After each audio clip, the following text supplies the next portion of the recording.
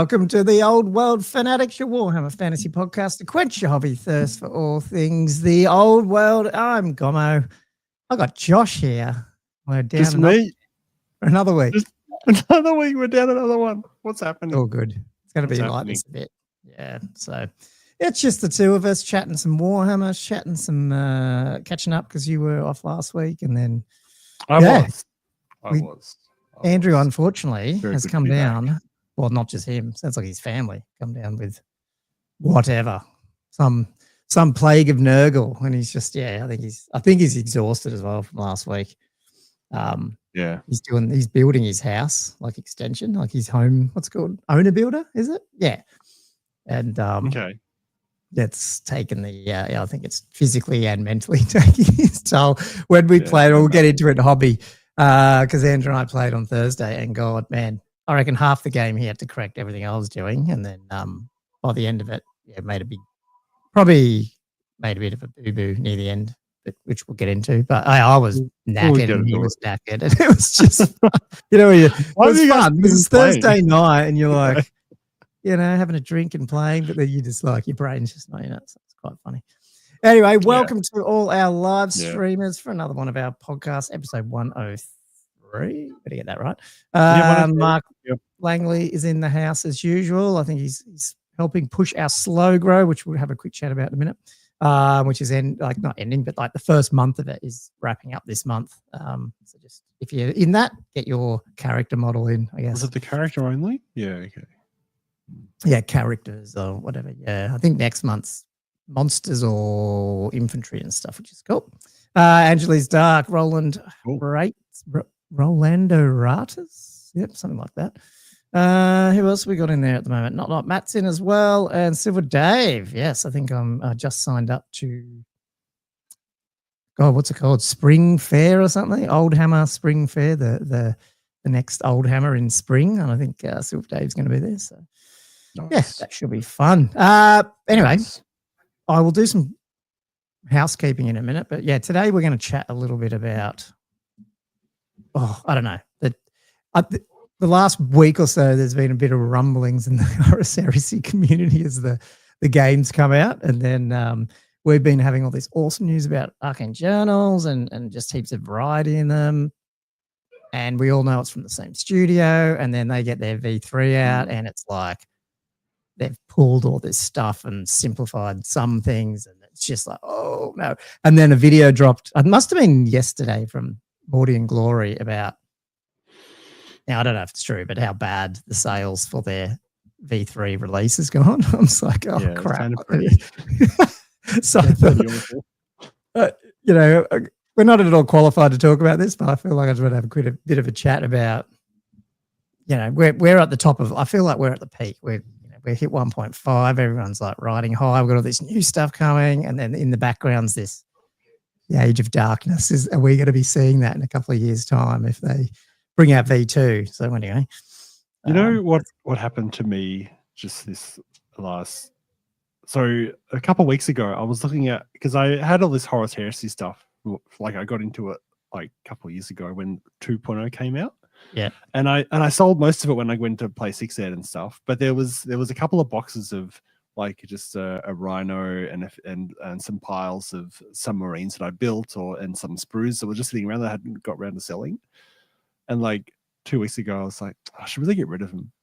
And so I put them on eBay, and like I actually sold a bunch of Horus Heresy stuff like a few days ago. Yeah, okay. Yeah. I was completely unaware of what had actually been going on with 3.0. And then like now I'm thinking like, maybe it was a terrible, like, I mean, sitting on it for years. Why would I choose now? Horus Heresy's like going up in flames. Well, put someone up an auction on eBay. I guess we'll talk about it because maybe it's regional as well. I don't know. Like, who knows? As I said, totally not qualified to talk about it. But like we talk about stuff that's and the audience in the chat actually tell us and give us the answers. So this is why we meet every Monday. I did just want to shout out a couple other people. The Orange Juice is talking about, Cam the Dentist asked when's the next Old Hammer, and it's sold out on the 27th of September, 40 places already. And I almost missed out. I've been so crazy with work. I didn't even realize. And WhatsApp's blowing up with all this other stuff because I'm sorting something else out. And I didn't even see that it went up. The tickets went up. So it got in just before, which was good. Nice. So that, so that's 27th of September. There's always a wait list, so jump on that. But Cam just said, Cam, did you say you're, oh, okay. He says he's in Dubai. Okay. I thought he meant he's in Dubai now. He tried to get a game with me yesterday. I'm like, hang on, how does that work? But no, he's talking about Old Hammer. So that's all. Yeah, cool. right. We're going to chat that, and we are going to bring up some of the rumors. I think we either missed. Yeah, it must have been on the Tuesday. I think Mark Langley had a heap of sort of rumors that we hadn't talked through. So yeah, there's that, and as usual, our patrons, Patreon questions, news, hobby, and we've got a stack of Patreon questions. I'm stoked with the Patreon questions. There's so many to go through. Most of them are really good too. Okay, they're all. Really I mean, good. I did skim some. All of them are really good. Yeah, awesome. Yeah, so that's what we got on in store. I should just do the shout outs right now. As I said, the Old World Fanatics Grand Cathates logo, get on the Discord. There's a couple of days left if you're painting your character, and then start sharing all that hobby goodness. Get ready for next month, which is, I think it said, heavy and regular infantry. So that's very applicable to Old World. So get on that now. And then we are 2 weeks away. Sorry, Josh, what was that? That was a slow grow, was it? Sorry. Yeah. We're 2 weeks away from the big birthday battalion box giveaway. So again, if you are just joining us, link in description. There's a video you can go and look at. We're giving away. I should really have it. I keep forgetting to get it out. Well, you can have any battalion box you want from the old world. I guess we'll say it's from Old World. You can't get the Age of Darkness version 3 box set, people. This is old. But you can, if you win it, you get basically entries. So 1 entry per YouTube video comment if you're at Old World Fanatics, and obviously you need to be a patron. You can be a free patron, but you need to be a patron. So jump over to patreon.com/Old World Fanatics, join up there, and obviously if you pay though, you get sort of that, your tier level will give you that many extra entries into the raffle, so to speak, which we'll draw live, episode 105, which is just before Castle. So I think that episode's going to be draw the battalion box and, I don't know, go through matchups and stuff, or lists for Castle, maybe. I think it sits around that time. So yeah. And like and subscribe, as Mark just said, and put in a comment, Old World Fanatics. So that's how you get involved. Hopefully someone will win it. I think last week I checked and it was Zen Fox. Sean was on lead, but I haven't checked it, today, to see who's got the most sort of entries into the competition. Is it pulling people that have put at Old World Fanatics in the comment? Is that? Yes, that one. Yeah.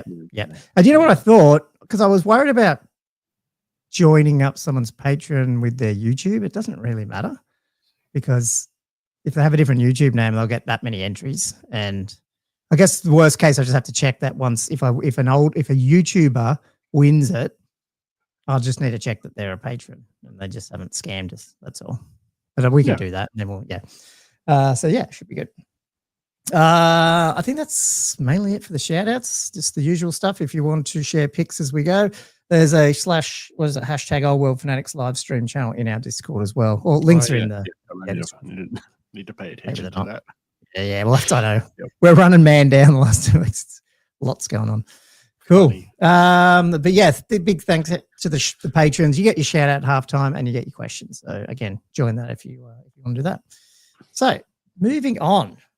Can I just say, by the way, I do appreciate the DMs and the condolences that I've been got over the last week or so. Very, very much appreciated, guys.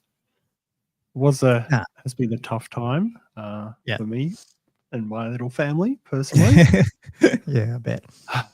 But yeah, it's okay. It's okay. You've got this what's it called? An extended family now, mate. They're all sending you love, sending you messages, which is good. I know, it's pretty good. It's pretty crazy. So yeah, really appreciate it. I mean, obviously for Josh as well, but I mean, I feel it as well. You know, just when something happens, you get people messaging you. So it's it's good. Yeah. Really, thank you guys for all that. Yeah. So yeah, I know it was a tough week, mate. So yeah. Anyway, now Andrew's sick, so hopefully I'm not next. Actually, there will be some changes in a couple of weeks, which I'll talk about right near the end. Nothing big, people. Don't be scared, but just logistics. Cool. Okay, well, let's get into. I was going to say some happier news, but is it? I don't know. Horus Heresy. I don't know. Gommo's poisoning them off. I promise I'm not. It's not me. It is. Yes, I'd say it's happier. It's if hopefully it happens to Horus Heresy, and therefore it won't happen to the old world. well, that's what I'm hoping. Yeah. So basically, like, let's just catch people up a little bit what I'm talking about, because I won't go right back to. There's, I guess, a few weeks ago they started dumping out all the Horus Heresy 3. Like we got. It was almost like you can tell it comes from the same studio. You're getting all those little, not arcade journals, what are they called? The almanac type stuff, and all the rules were coming, and I didn't mind some of the rules that were getting dropped. I thought they were quite interesting. Like they brought back like cool and intelligence. I think we chatted about this the other week. Like some of the old stats from like Rogue Trader, it's probably different, slightly different, but I thought, okay, they're doing some different game stuff and it's looking a bit different. And then as it kept going, and then I think the leaks dropped of the actual rules. Yeah. I think sort of the shit started to hit the fan in terms of it seemed like it was a few big things. But a lot of the rules, like terrain, everything was there was like a lot of differences, and they were pulling some things from 40K, which you'd think the two games are quite similar, but on one hand, you do get a different clientele playing them, I feel. Like it's not even clientele. It's like you play 30K for the narrative a bit more. Yeah. Where 40K is more of a board game now, even like with scoring, objective scoring, all that sort of round-based stuff. And then in 30K, they changed the games like to 4 turns, which doesn't seem like a long time. It really seems. Maybe we're just reviewing it through a fantasy lens, but probably. 4 turns seems like that's 2/3 of the game, man. What are you doing? Correct me. Wasn't it 6? Because I think 40K's gone to like 5 or something. I thought Horus Heresy was still sitting in that sort of 6th realm, but I don't know. That seems like a big change. Yeah, I'm pretty sure it was 6 turns. Yeah, that seems like a massive change. And then it started to come out that all the, I don't know what you call them, data sheets, whatever they are, like all the options on all the war gear stuff was only what you got in the models. And plus they were killing a lot of the the Forge World stuff. That was already going, I think. But basically if it ain't plastic and come in the box, at least isn't in the main printed rule books. Yeah, and I feel that's a particular change that I think has brought the conversation into the old world, especially because it's like because that's a very plausible direction for them to go. Yeah. To really only offer rules for models they sell. Yeah. Or options they sell. The interesting thing, I'll get over Mark's comment later because it's probably the result of all this, but I just thought it'd be a funny topic. Hang on, what are we saying? They reverted to legacy and tournament. Yeah. So it's just, I guess it got me thinking about, is this just what happens when the game's successful enough where, you have to start, treating it like it's not just this side thing, is it? It's like Horus Heresy is quite big, and it is quite big. It's not 40K level big, but you put all this effort into plastic miniatures. It's now like, a mainstream game. Sort of made sense that it's gone that way, but obviously the people who play, at least the people locally that I know, they play because it's old hammer, it's 730 type stuff, and it's that type of thing, and then they're like, oh crap, what's happening to it? Yeah, it's a whole different crowd to play it. Or there might people that might still play 40K as well, but they go to Horus Heresy because it is a different feel, completely different feel type of game. It's feel like they're in the mode for bit of old hammer, bit of narrative, without the intensity. And then on top of that, I think Games Workshop did. Now I tried to find the articles, can't remember where it was, but basically they sort of jumped on this a bit and went, "Oh no, you can still play all the old stuff, and it's legacy, but here it's free." And on top of that, this is where it becomes a bit old world jealousy here. On top of it, it's also tournament legal. So this is where I was like, what the hell? And I think obviously Rob and Val talked about this last week, I think. So I don't know if you knew this, Josh. But basically they have done all the downloads and PDFs and all that of all the stuff that's sort of ripped out. Sort of like what happened with, old world legacy armies. but they are tournament legal. They even say you can use this in your tournament, which I thought was a really good sign for version 2, because it's like, wow, they're learning their mistakes a little bit here. From old world, that is. Yeah, no, true. So I don't know if that's going to flow into when we get V2. But on top of this, just to wrap up this, and then we can sort of chat about it and ask the audience. This video bump came out where, again, it's very UK centric. And again, I don't want to try and harp on it and say, oh, this is the sky's falling as such. But the sales for over in the UK for this is just, they've just slashed them basically at cost, 35%. These are the retailers, not Games Workshop, obviously, but the retailers. It's all in stock. Yeah. Nothing sort of sold out, and so. And look, it's an expensive box. I mean, they're getting more expensive, but it's just funny that you compared to what happened with V2 and all the other and Cathay and all that. This appears to either be way oversupplied or not as many people are picking it up. So and just on massive discounts. I did look in Australia. I don't think it's exactly the same as that. There's some retailers that are out of stock. Most sell normally like 20% off. Like that's pretty normal. So I'm not 100% sure, but it is a bit interesting that, you bring something that's old hammerish and you try and modernize it a bit or whatever. For whatever reason, is that causing any of this? So I don't know, Josh, like if hypothetically, if you think V2 came out and it was, just not radically changed, but like it just goes, the juxtaposition of what we're seeing in the arcane journals is what my brain is confused about. Like we're getting rules for things that they're not even models for, and you have to kit bash them. Yeah, that's right. It's the complete opposite approach, really. Yeah.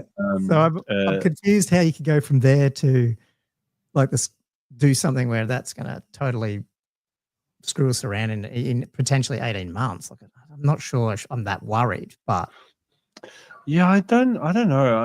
I suspect there isn't a huge amount that that's going to reflect on like it's a different type of game, like sort of area as well. Like fantasy, it's the way they've positioned the old world. I mean, it's trying to appeal to some of the grognards as well, but it's also taking a lot of the newer rules and it's just trying to create sort of the best mix of fantasy, really.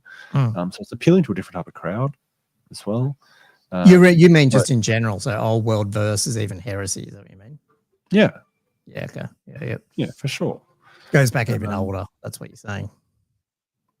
Well, it's just a more diverse set of people that are playing it, Yeah. Whereas I feel like Heresy specifically really appeals to people that like old hammer, Yeah, Whereas the way the old world is brought in lots of different people from 8th, from 6th, from 9th. Like it's sort of, it has appealed to a pretty diverse crowd. And they've come from different places. Heresy came from. Obviously it's got the narrative as well as, like you said, the old hammery type thing in 40k, but it wasn't like from a dead game, or it wasn't from like, it's just people who didn't want to keep catching up with the 9th edition, 8th edition, 9th edition, 10th edition. Old world is literally, this is where old world's always going to be different to like Middle Earth, Blood Bowl, all that stuff. It was their prime game. It was their mainline game, and it's come back again. So it's really hard to like judge it, even though it did die. I think it died for a lot of reasons other than sales. If I mean, it dies ultimately for sales, but in my opinion, that's a company stupidity thing, not an actual no one wanted to play it or buy it thing. And so I wouldn't be surprised if they're just these, you just can't correlate the two. Yeah, I think that's true. Yeah. Like they're both special. They're considered specialty games now, but they're both born from very different roots. Yes. And there's certainly things that they might take different approaches about, and how they navigate. What options they offer models for, or how much will they allow customization, or conversions, especially third party type stuff, and how much they facilitate that. I think. I suspect there will be a trend ongoing there where they will try to push things towards stuff that they really want to sell. Like Cathay. You mean like even like the new armies they bring out over time? Yeah. Although you say that, They haven't done jack diddly squat to try to sell those foot knights. They've only just started, I guess. But, you know, the way the rules work in, I think Bretonnian's going to see a lot more peasants from their old 6 Ed box sets. Yeah, absolutely. Then they'll re-release, once everyone's got the peasants, then they'll re-release a whole new set of them. So then you got to buy the new ones. Yeah, true. But what? Okay, here's a hypothetical for Cathay. What would the reception have been if they had released like a full Cathay? Because I feel like what they've released so far is like a half an army list. Right, they're missing so many options, and all the armies of Cathay are essentially the same with a few things tweaked here or there. If you can afford, but apparently win 70% of their games. But you know, we might touch on that later. Yeah. What would you think the reaction would have been if they actually just released a full army? So they had like twice the amount. They had all the like the peasant archers or the jade crossbowmen and all those options. Yep. But no models for them. They just released the models that they've released. Would that have caused more or less reaction, like, you know, like negative reaction? Like when people be complaining. Well, it's going to be negative because everyone would win. These rules? Yeah, I know. Yeah. They would what are you doing, GW? Yeah. Everyone complains. I know. It's either like you're not releasing enough, you're releasing too much. But then we complain about it because we didn't get the models. Yeah, 100%. Yeah. And then people might do third-party stuff, and like people, or they would convert and that kind of thing. Yeah. But like, I don't know. I feel like they would have got more blowback for it. Whoa, what is happening there? Like, the only thing I'd say is surely they're coming out very soon. But that would be weird. I don't know, man. That's a weird hypothetical.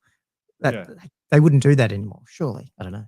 No, yeah, surely not. But yeah, so I think what they're doing is, as you say, they're just releasing the rules for the models that they had, and then they might release it later. I guess. Surely they're going to expand on the Cathay roster at some point. They've got to. They would. Yeah. I mean, the reality is, I guess you get one or two little additions of, I don't know, like Blood Bowl's, and I guess Blood Bowl's an interesting one here because, I mean, it's so different because it's so little. That it's the same game pretty much, and they've just been re-releasing entire teams, like updated ones, and people still buy them. But I mean, you're talking about like 10 models. Like, it's not that big a deal. You can't do that with a mainline game like this where it's like, okay, we're not really going to change the game, but over every edition we'll slowly replace the entire Bretonnian. Here's a whole new Bretonnian plastic range. It's like, yeah, it's cool. That would not sell that well. You'll get some people who go, yeah, that's awesome. But if you've got a Bretonnian army, it's not your main one. You probably go, so I've already got a Bretonnian army. That's very hard to replace an entire army. So if you can't replace an entire army and the fans don't want you to replace the rules, it doesn't leave them a lot of options. So what the solution is releasing whole new factions. Yeah. People have no equivalent army for. And that leads us down the path of what their plan is for how many, because you guys were discussing this last week. I did listen, by the way. I am an avid listener as well as a listener. That was so interesting when you're talking about like how many factions there might be, or how many lists, archetypes there would be potentially in the game. And I mean, a lot of them are arcane journals, and to some extent the arcane journals are different spins on the same faction. And I feel like some of that is more manageable than if they were all completely different diverse factions. But I do wonder what happens, if there is a lot of factions, where that leaves the legacy stuff. If they keep releasing like new armies, that was my point last week. Yeah, that I was a bit worried about that. Andrew didn't seem too worried, but I was like, if you have, what was my maths? 9? No, there's 10 factions now with Cathay. Yeah, 10 with Cathay. Yeah, so if they all got 3, now they're not getting all 3 because we've already got leaks that there's, there's Slayer one, maybe a Savage one. So, but even if you just go off 3, that's 27. Yeah. Sorry, it's 30 with Cathay. Yeah, and then potentially we might get into this, like the Border Prince type stuff and the Southlands, which we'll hit soon too. Oh, so if you're not bringing a V2 with Renegades or whatever they're called, you start going, at some point they start falling far behind. I think Andrew couldn't conceive of a world where he couldn't use his vampire counts because all his armies are legacy. So I think he just couldn't I know, address the concept. Yeah, I don't want that to happen, but I'm like, oh, Neither do I. this is... Neither do I. And it's not even Games Workshop. I'm like, will the tournament scene... Again, if you don't play tournaments and you're playing, like, that's fine. Like, there's no wrong way to play the game. You can do whatever you want.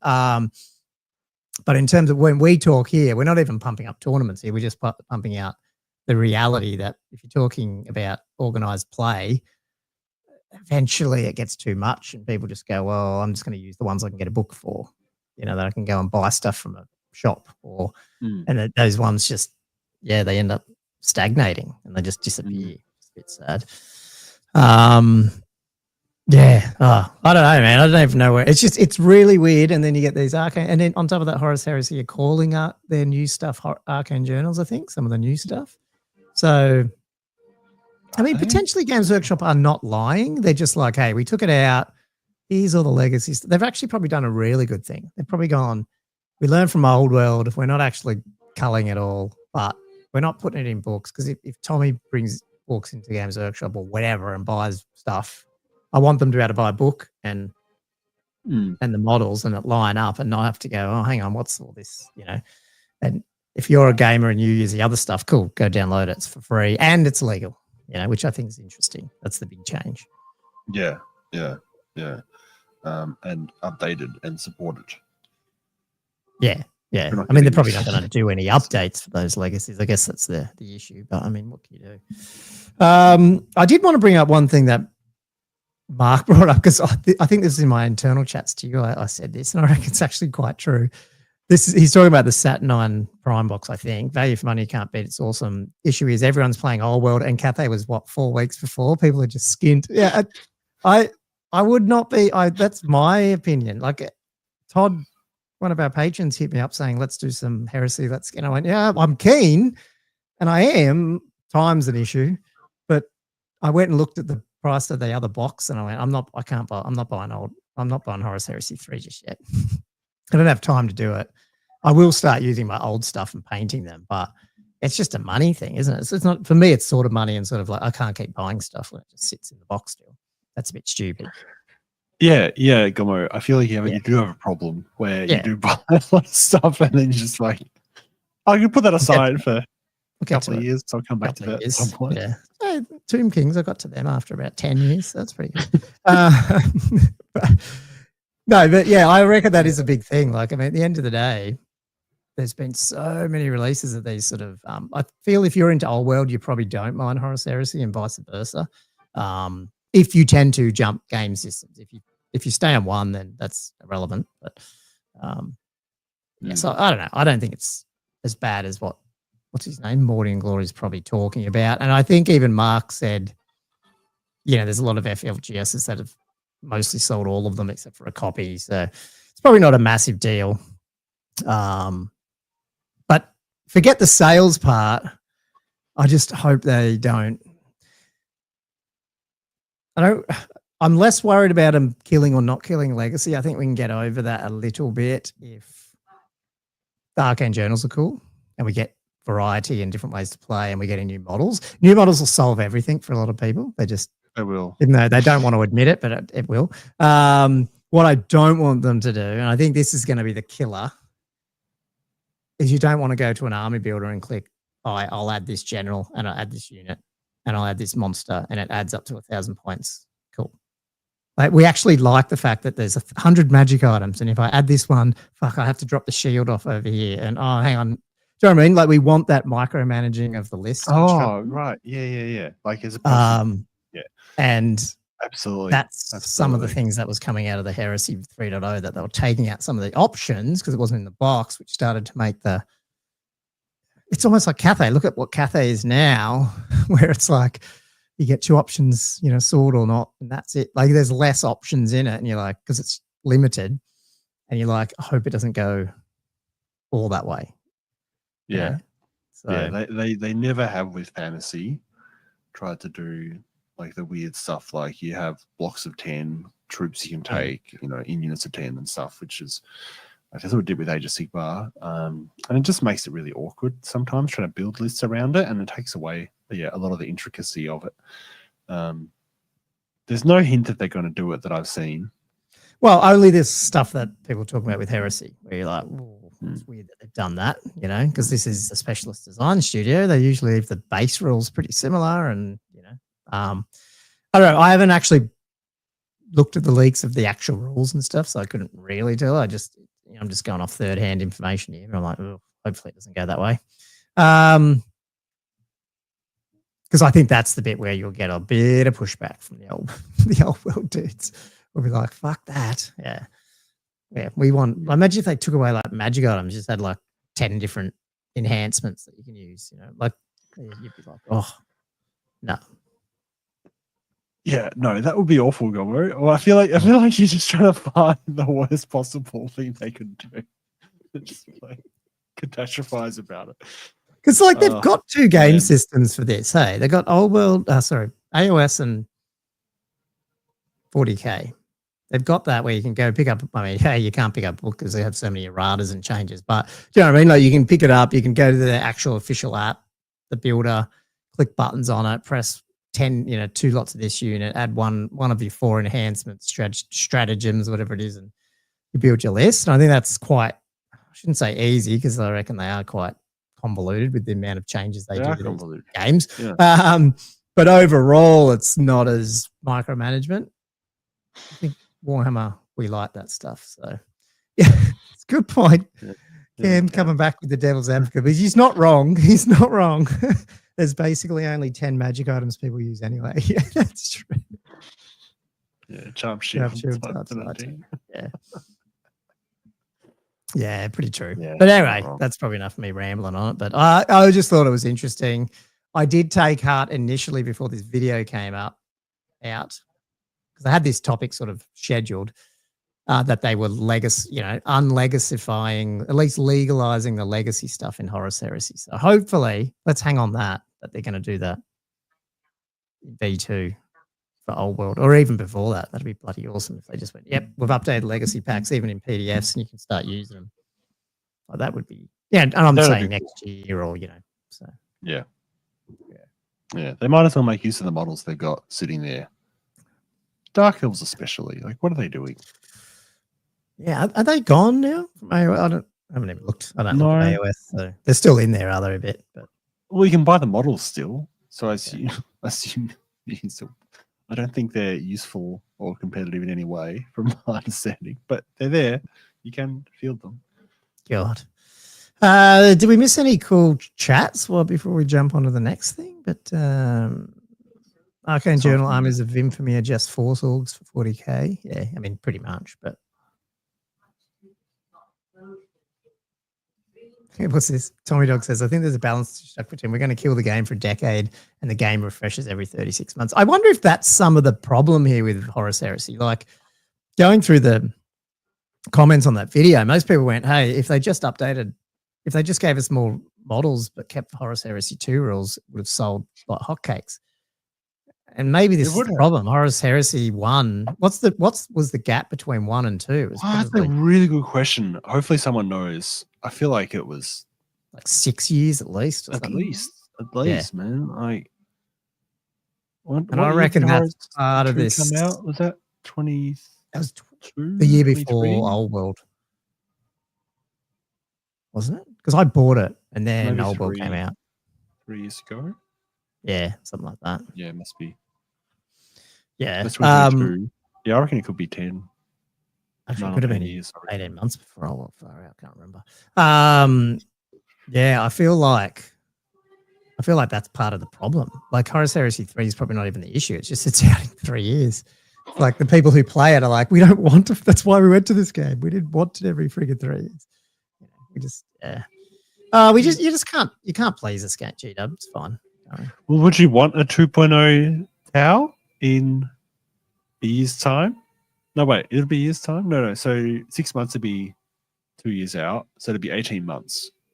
We're 18 months in, right? So the only reason I would say... 18 months, would you want a version 2? Not if it's a massive change to what we've got. If it's all massive change and everything's completely up and different. No, okay. Nah. The only reason I would say I would like to see it is I think it needs it'd be nice to go back to that sort of big box set. You buy the game, you get the rule book, and it's got 2 armies in it. I think the 2 selling armies that they've got for that, which can you even still buy it? I think you can. You can. Is again, let's put the best models in the starter set, people. Once we get them out, we just need one more army release, and you can repackage Cathay and the other one into a starter or something. You know what I mean? Something like that. To bring more people in to the game. That's all. That's the only reason I think you do it. So, just like refresh the starter set, but not actually do a whole new thing. If you're going to do that, if it's in 18 months, if it's not, I'd rather them just keep playing around with it and hopefully get the legacies back in and let us stretch it out a little bit. But we'll see. Because next year's 10th ed, 40th edition, 40th anniversary, isn't it? I think 10th ed 40, isn't it? Sorry, 11th ed. Yeah, 11th ed. 40K, right, yeah. 40th anniversary. I think it is. I mean, the thing with the old world is like a lot of the game's functional. Like there's stuff that needs to be refined, but like, does it need a whole new edition to do that in? I mean, I guess the rule book is a mess, and it would be nice to incorporate the writers and stuff, but I don't think the whole game needs to be redesigned. I think I'd love to just see a 7th like ed release, like 6th to 7th ed type game release if they did it. Not a 7th to 8th, 6th. Yeah, let's not exactly. Let's do a 6th to 7th. Let's not make the sins of the past with the army books, maybe, but let's just tidy up the game rules. Because I think they'll end up having to do that. So that's all cool. A lot of rules on each side. Like, that's the thing. Like, it needs to be refined. Like there is a core of good Warhammer fantasy there. They just need there's a bunch of stuff that needs slight redesigning or refinement. And I feel like if they were to go and do 2.0 and just completely change everything, it's actually a missed opportunity to build on the development that they've had so far. Yeah. And that would be a shame. Have you got, I mean, not to go deep down that, but have you got any stuff? It's probably a whole new topic. Maybe we should do that in a week or so. That's a whole new topic, man. The kickbacks of 1.5. Like, what do they get right? What do they get wrong? Type thing. You know what I mean? Yeah. That's a whole thing. That's a whole that thing. Would be a good one. Send us your comments now, people, and we'll prep an episode. My in 2 sentences, like they got a lot of right in 1.5, and there's more stuff they could have changed. Which but the more stuff they do change, the closer it is to a whole new edition. So yeah. That's in 10 seconds. That's my opinion. But I think we should hit that as a topic at some point. Yeah, really good point. Okay, well, let's move on. And it's not all negative, Nelly. It was going to be positive actually about the legacy stuff, and then that video dropped. It's like, oh shit. But that's all good. Let's just go through. Oh, here we go. We should really have led with this because this is super exciting. It almost got we forgot about it until about 10 I read it when I woke up at like Tuesday morning at like 6 a.m. or something, and it was like, oh, this is super exciting. That was like 6 days ago. It's pretty hard. I haven't heard anything about this otherwise. Where did Mark say he got this? Mark put this on the Patreon, and I guess if he's in chat, so he can. I can't remember where he even got it from or what he said about it. Because is this from the normal rumor guy? What's his name over on the other Discord? Jav? I can't remember. Anyway, I'll just read it and we'll just have our reactions because we both probably didn't totally digest it all. Afternoon, lads. Arcane Journal, The War of Cetrus Fury must be up for pre-order soon because I've just spent the last hour looking at an influencer comic copy. Friggin' awesome. I can't wait to that. I mean, you haven't even been able to react to that, mate. What do you think of it? Just quickly. Did you see the book? Did you see the models? I know how much you like things. Oh, right. Wait, hold on. There's been so much that's been released. Don't worry about that. I'll keep going. We'll worry about that one later. I get lost because they're talking about there's more Arcane Journals coming anyway. So this is the one that had the Slayer Arcane Journal, like yes. And then what was the other one? Was this that had the Savage Orc one as well? This is the rumor. Or is that the rumor? Yeah, so this is the problem, Gommo, with all these releases is you get very confused about what's being released and what's rumor. There's just so much stuff coming to be out. honest, I felt that. I've been a bit busier lately, and then when this all happened, apart from the GW announcement, I just went, I can't keep up with this at the moment. I'll wait till it comes out. That's what I was thinking. Because it was like, if it was the only thing in the middle of, winter, we had no news, I'd be all over it. But we've had so much out. I'm so happy. Like, Wheels, Beastmen, Cathay, and then now this stuff. It's awesome. But I'm like, at some point, I just need to put my heads down and actually do some work. You know what I mean? Yeah, it really gives context to why they just pushed the Beastmen Wood Elves out the door when they could, because they just had all this other stuff waiting to go apparently, and they were decided, now's the time. Let's just get it all out. Totally. Yeah, we need some air between these releases to digest it and enjoy it, and then go to the next one. Yeah. And just to close out the last topic, for the poor people who do play Horus Heresy as well, and they probably just got divorced because they just bought another box set on launch day, and their wives walked out on them. So this is the problem. There's just too much going out at once. Frontier Clash, rules for 500-point games intended for people new to the game or starting new armies. It's really interesting. It's got the points caps of 125, 175, 150, 125. Endless VPs awarded. What does it say? And standards. So less VPs for generals and standards. 3 special scenarios. Those says you can use any with a small board. 1 scenario is a wagon escort. Cool. An escort. Does that mean it moves? That's pretty cool. Don't know. Yeah, that'd be moving. Yeah, that'd be cool. That'd be cool if they have an official sort of rule about how that works, because that could be patched into other scenarios too. I was going to say, did you give him your NPC type rules of how to move other things around the board? All the stuff you worked on with your unfortunately, no one from GW has requested my input for these scenario rules. Huge narrative section. My NPC rules do work. I'm quite happy with them now. I had to refine them a few times, but they're actually it's quite functional. That's good. Can I just put this up, because we do need to read this in the context of what Mark has said, that it was via 4chan, I think. Is that still around? Some of it has been seen by some reliable sources, but some of it hasn't. At the end of 1 to 3 hours of friendly talks, decided most of it, well, not most, some of it was likely not likely true. False. So should we not bring it up?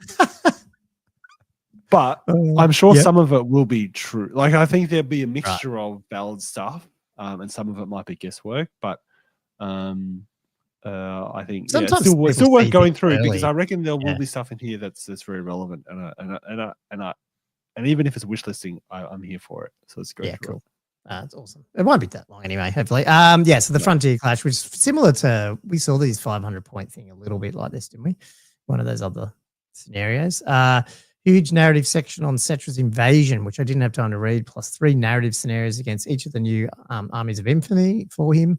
Team Tings don't get an AOL of their own, and Central leads the royal host in each of the scenarios. All they get new is a new mount option for characters, barded steeds that don't lose swift stride, vanguard, or movement, and gain first charge and give the unit they join counter charge. And Necroserpents.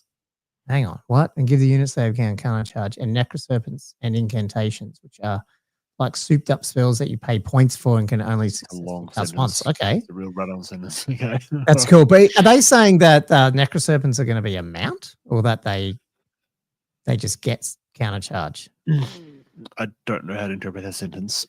Yeah. I mean, if anything, I really like, as a Tombkin player, we are limited a little bit with that, counter charge and cab stuff. So it would be cool to, things like the Necroserpents and the Snake Riders, they just don't hold up against cav. So it would be cool if you had a little bit more of an option to do that.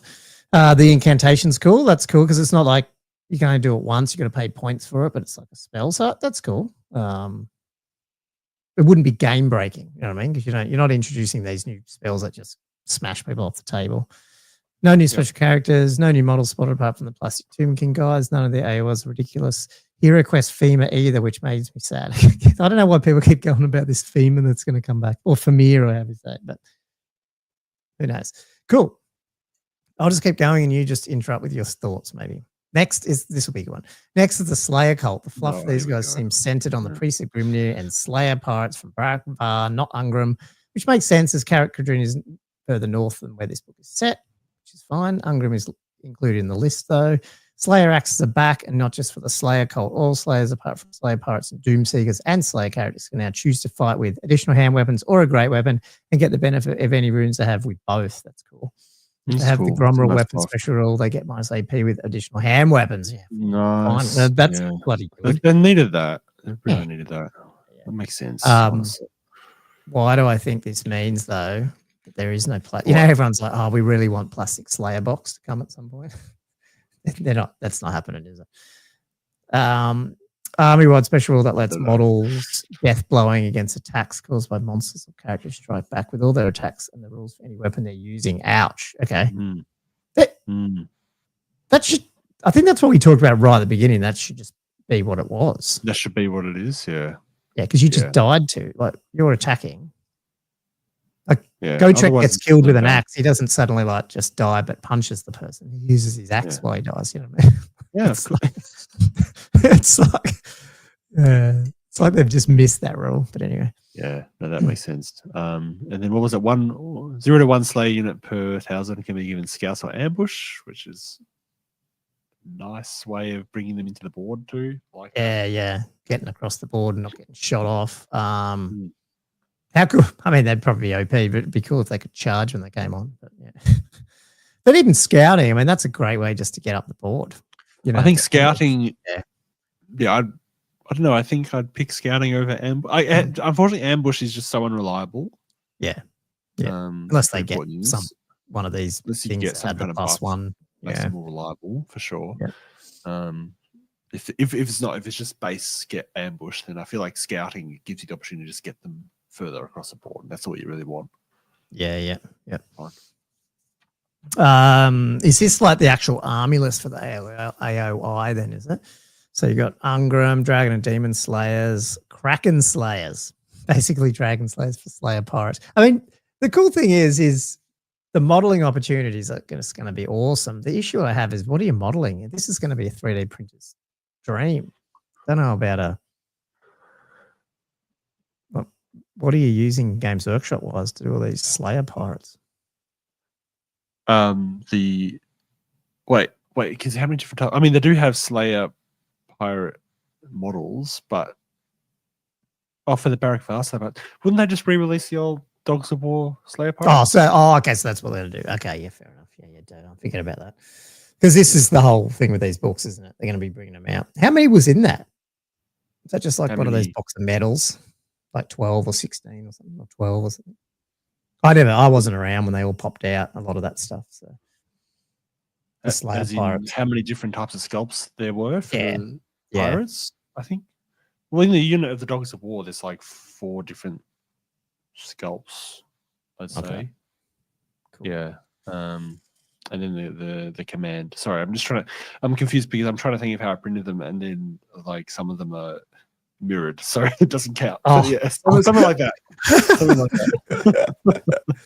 You and your mirroring. Yeah. Well, I'm getting better at doing that now, because half the time I forget. I just load on the build plate and go, shit. Mirror. Kraken Slayers, that's those guys. Can be given a handgun. Yeah, that's cool. Priest of Grimnir, Runesmith stats, more or less. Come with a list of prayers. They can be cast like Sigmar and Ulrich. I like that. Although a lot easier because they got leadership 10. Yeah. One of the prayers gives the Slayer unit D3 +1 move, and is done in the command phase before charging. They suggest converting a model from a Slayer and Runesmith bits for those, but I reckon they're intended to use the Fire Slayer Priest minis. Jeez. Can also be taken in a Royal Clan led by Ungrim. Wow. Okay. I mean, this is the same as the Tomb King stuff. Getting stuff for your normal books, but this is where it's going to get crazy. Yeah. If this is true, like the Kraken Slayer I reckon they might re-release the Slayers from the Dogs of War, the Pirate Slayers, but then maybe the Kraken Slayer they would have like a new sculpt for, like a character sculpt type thing, or you know what I mean? Like they would just put out a couple of new characters. I hope they do that. Like, because going back to your point about what happens if they release Cathay with half the stuff not done, I guess they have actually done that with characters a little bit, but they start popping them out, like whatever her name is. Friedel, she came out just at the end. We still don't have the your Bretonnian one was the same. The Wormslayer didn't come out for ages. We still don't have that goblin guy. Yeah, I guess there's so. a I mean, few. they did at least publish the model, so they knew it was coming. But yeah, you're right. They can be quite slow.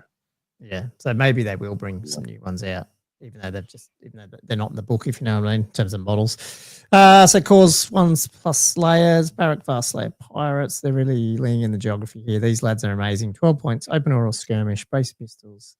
They can use in combat. Do not have slayer special rule to always win on 4+. Can be taken as a mercenary in regular dwarfs, Engineers Guild, Empire, or Cathay. And 0 to 1 dwarf warriors. Okay, poor dwarfs. Okay, specials warriors, quarrelers. Yet 0 to 3 per 1K of Goblin Hill, Slayer pirate cannon. Just a cannon with a Slayer pirate crew, a Slayer pirate harpoon.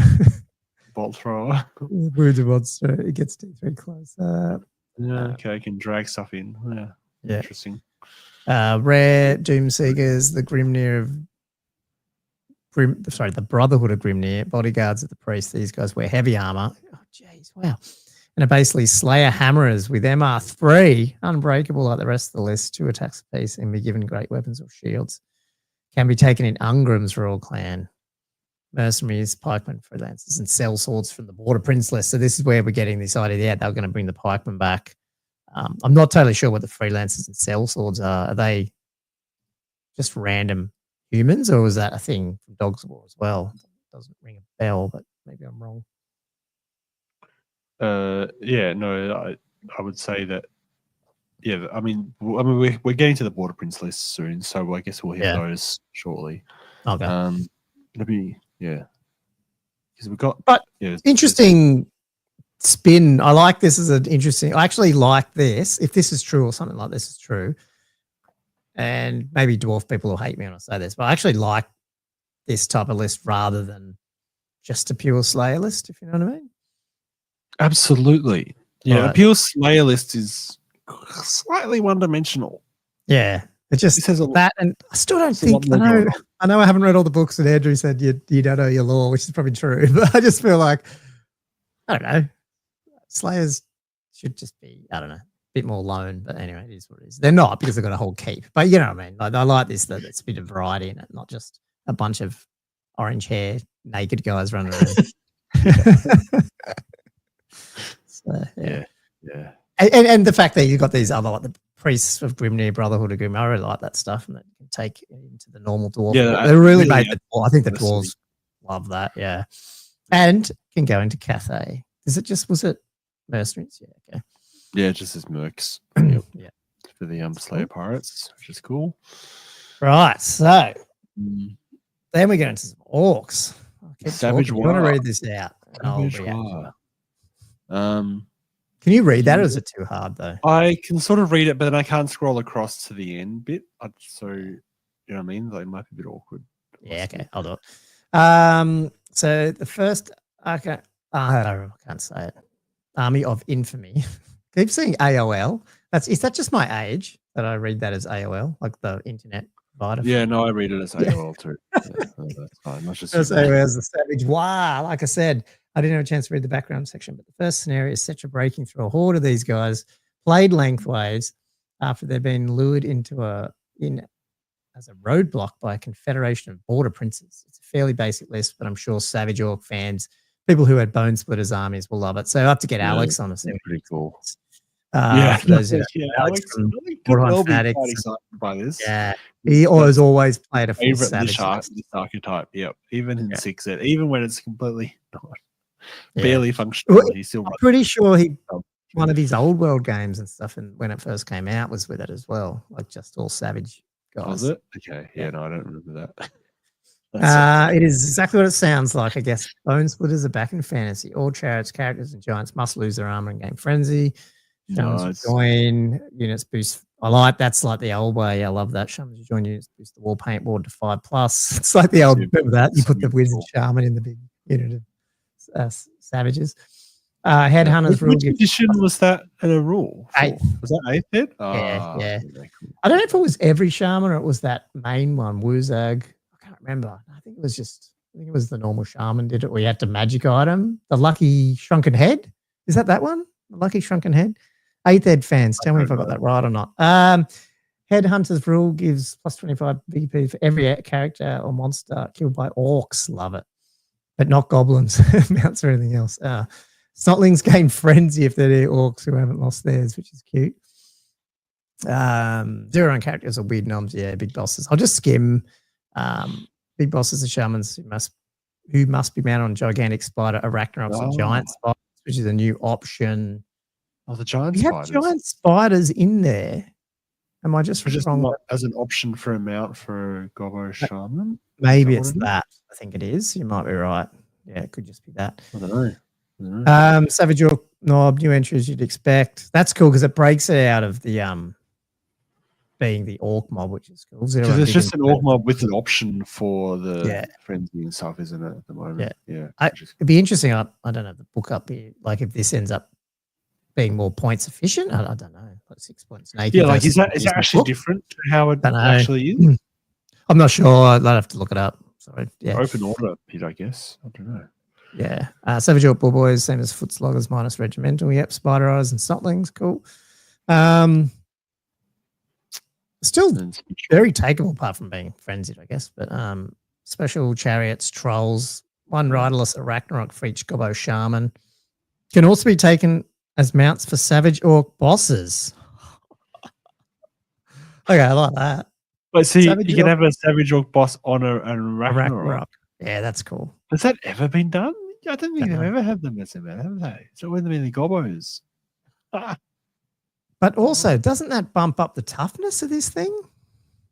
How does it work again? Because the Ragnarok would add plus whatever it is. And I should have really brought... See, we forgot about this until 5 minutes before the show, so I haven't actually prepped this bit. But does that bump up? Does this thing get like tough 7 or something? Or maybe it's only tough 5 now. I can't remember. I'll have a look at that. Spider Silk Lobbers, cheap weak stone throwers, big stabbers. I love the big stabber. 3+ models, 2 wounds, skirmish, D3 impact hits. Detachment. Oh, detachment. So you get the stabber. You can take 3+ models in units of 3. Oh, I like this. Although the problem is, okay. Can I tell you the problem with this one?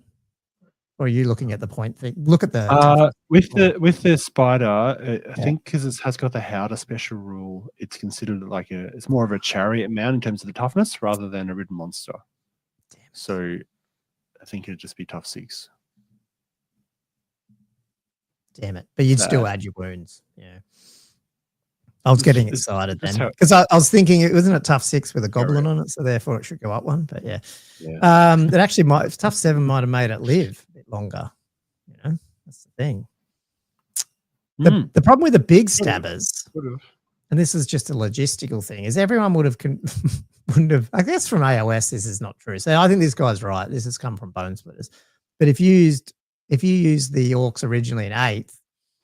You only ever made 1 big stabber, and then the rest of them you made into orcs. So you'd have to break apart, and that's plastic, hard to do, to put your big stabber back on if you're going to do 3+ models for your impact hits. But that 3+ models, would you pay for this? 3+ models at 12 points, 36 points for 2d3 impact hits as a detachment. It's pretty cool. Yeah. Like a counter charge thing coming from the side. That's pretty, well, not even, just, yeah. Yeah, so it's outside the unit, so it's like just coming in as a detachment, is it? Yeah. That's not too bad, and that's tough 4 too. So like, it's hard to just shoot that off as well. Like it's a lot harder just to sit there and shoot that little detachment off. So that's interesting. It draws fire. It's only 12 points. I think that's totally. Worth well, I think my gut feel is it's. Oh no, you're right. Is it 12 points or is it 12 points per one of these? That'd be 36 points. Because you got to take 3+.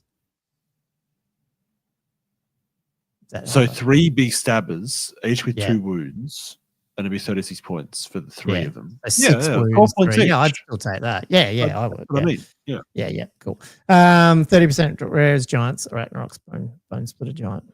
Cool. I tell you, this Cetrus Fury book is a hodgepodge, just like the Border Princes are. Absolute hodgepodge. It's just random stuff in it. if this is, as I said, most of this is false, so we're wasting your time. Yeah. Here, but we're enjoying it. I think there'll be kernels of truth in it. Yeah, for sure. Yeah. It's even if it doesn't come true, it's still fun to go through. Especially the Border Princess one probably got the most excited, and that's what it says in here. Last up, the one bound to get the most buzz, the Border Princess. I think you should really read it because I just look at the end of the line and I'm like, I don't know what's next. This AOL is AOI, sorry, it's not listed as belonging to any Grand Army. AOL. But the traits you pick for your Border Princes can let them count as one for the purpose of allies. Oh, cool. They can't take allies, so I'd imagine this is being used as allies. And more importantly, access to mercenaries and magic items. I'm not 100% sure what that means, but it seems to be like, depending on the trait, you can attach it to Empire or Bretonia or whatever. Something like that. The basic list is incredibly bare bones, but fills out based on the traits you're able to pick for your Border Princes. You basically become You become a more exiled version of whatever. Of the exile. The traits are a bit like the old Imperial Guard doctrines and very your dudes, but will probably be also a power gamer's delight. Like the Savage Organ Slayers, a lot of stuff refers to previous Arcane Journals, and I fear this list might need $5 plus books to play. Yeah.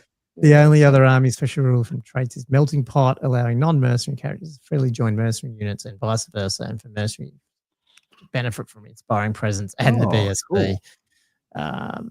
Melting Pot. Hodgepodge. So the 7 traits. Exile Knight.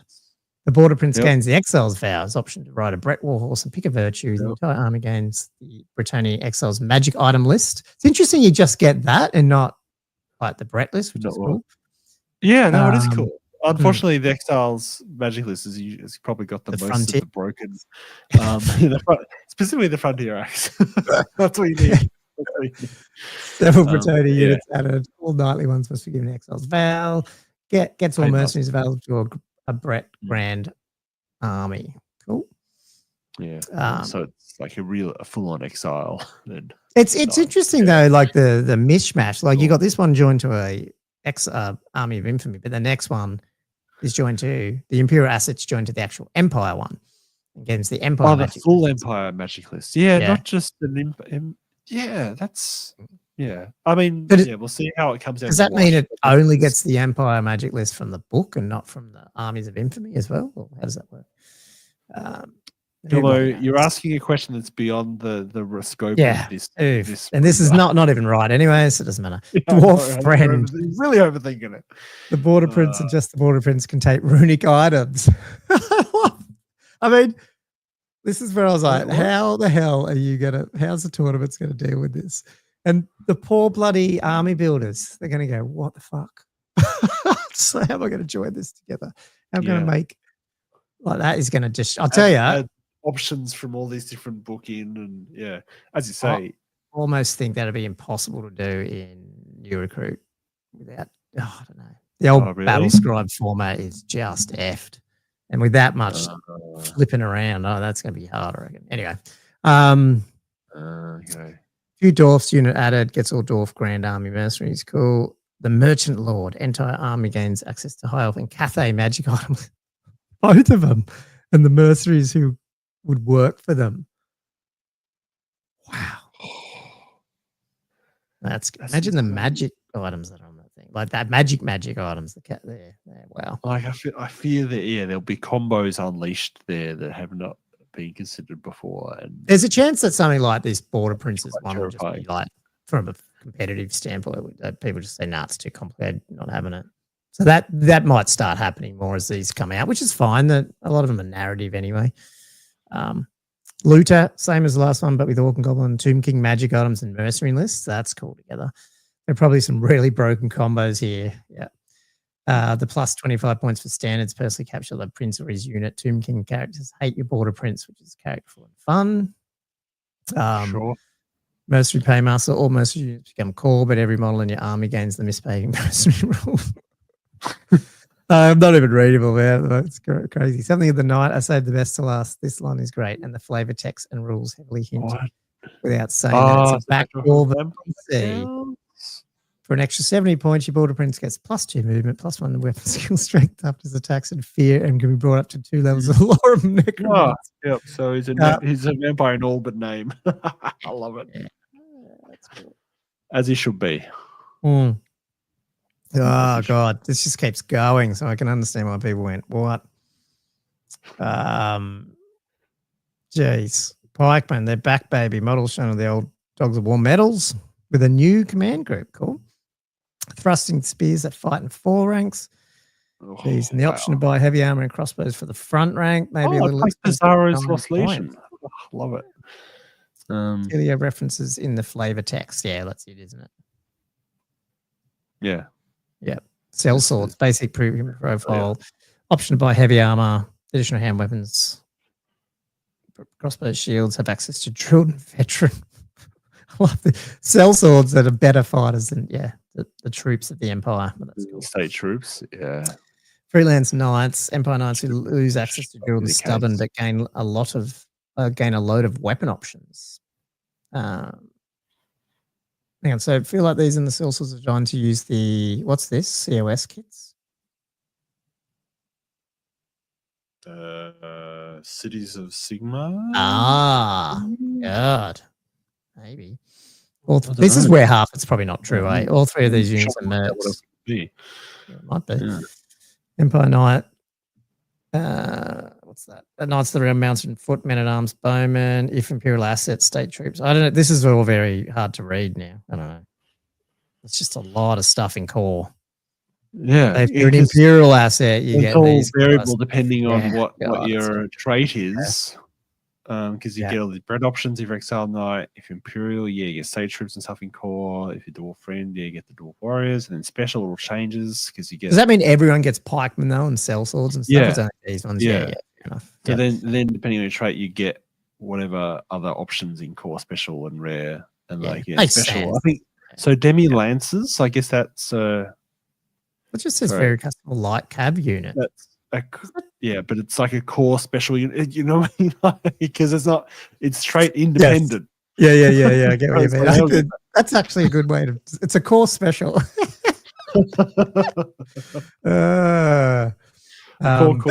Demi Lancers has got nothing to do with the Kislevite dudes, is it? The wing Lancers. They're different, I guess. Where's the word demi come from? Demi Lancers. They're not something that wasn't like half Lancers, like not as full on Lancers. So I guess that's why they're Border Princes, Brigands. Fair enough. Never heard that phrase before. Yeah. So the Brigands are just in the special, and then if you're an Exiled Knight, then you get Mounted Yeomen and Squires, and then Imperial Asset, Outriders, Great Swords, some War Machines, and then all the Dwarf War Machines for Dwarf Friend, and then what's rare? Yeah. So rare's got Border Prince. They're really leaning on the Bret Exile list. So the Border Prince Bombards is rare. Yeah. Everyone, and then if Exile Knight, then a Treb, or random, and then if Imperial Asset, Hellblaster or Firestorm or War Wagon, and then that's cool. Miners. Wow. And then the Mercenaries are variable depending on what your Prince traits are. There is a lot. You're only going to stack of books to run this list. This is it is like I mean, whether or not you use it in tournaments and stuff, it'd be very interesting to build an army just for fun, and a lot of modeling in that. I mean, as Angela Stark said, this is the opposite of the Horus Heresy route. Because we wanted lots of the options, and we're definitely getting a lot of building options. Oh my god! But maybe this is foreshadowing that we are going back to Horus Heresy, and they're just trying to get it all out. They're rebelling against their masters in the front office, and they're like, "Fuck it, we're just going to give them this list that has all this shit." It's crazy. I don't know. I feel like this, everything else, I reckon would be pretty close to the truth. I feel like this. Maybe it's a draft. I'd be very surprised if this gets published as is, because this is very complex. It's cool. It's really quite cool. But there's just so much there. There's just so much going on, and I don't know how you would make that clear to people. I agree, Jelly. Jelly just won a tournament on the weekend, but when are we getting a new Cetra model? I agree. You've just built out a bloody launch box with Tomb Kings, and then you've got the first proper new version Arcane Journal called Cetra's Fury. We still don't get a new model. Oh, yeah. Sorry, keep going. Hence the 1 to 3 hours of discussion. Well, Yeah. that was so that was that chat that we're Sorry. having. Yeah, there's just so much in that one. Yeah. It's, Yeah, there is. I want a fair bit of it to be true in the sense that I like this idea of the trait thing and going, because the problem with the Border Princes, if you did it just as like another human army, is if you don't like humans, you're not going to do it. Whereas now you can go, well, I'm an orc player. I get to partake in this. You know what I mean? I get to play around with it and add some cool stuff in there, and vice versa if you dwarves or whatever. So I think it'd be nice if there was, but it feels like a whole Arcane Journal in its own, rather than jammed into just another one. It's a bit too diverse. Like, I think there's the concepts in here that are quite cool, and I reckon they can run with it. I don't see the point of having an exile Border Prince list when there's already The Exiles, a Returning exile list.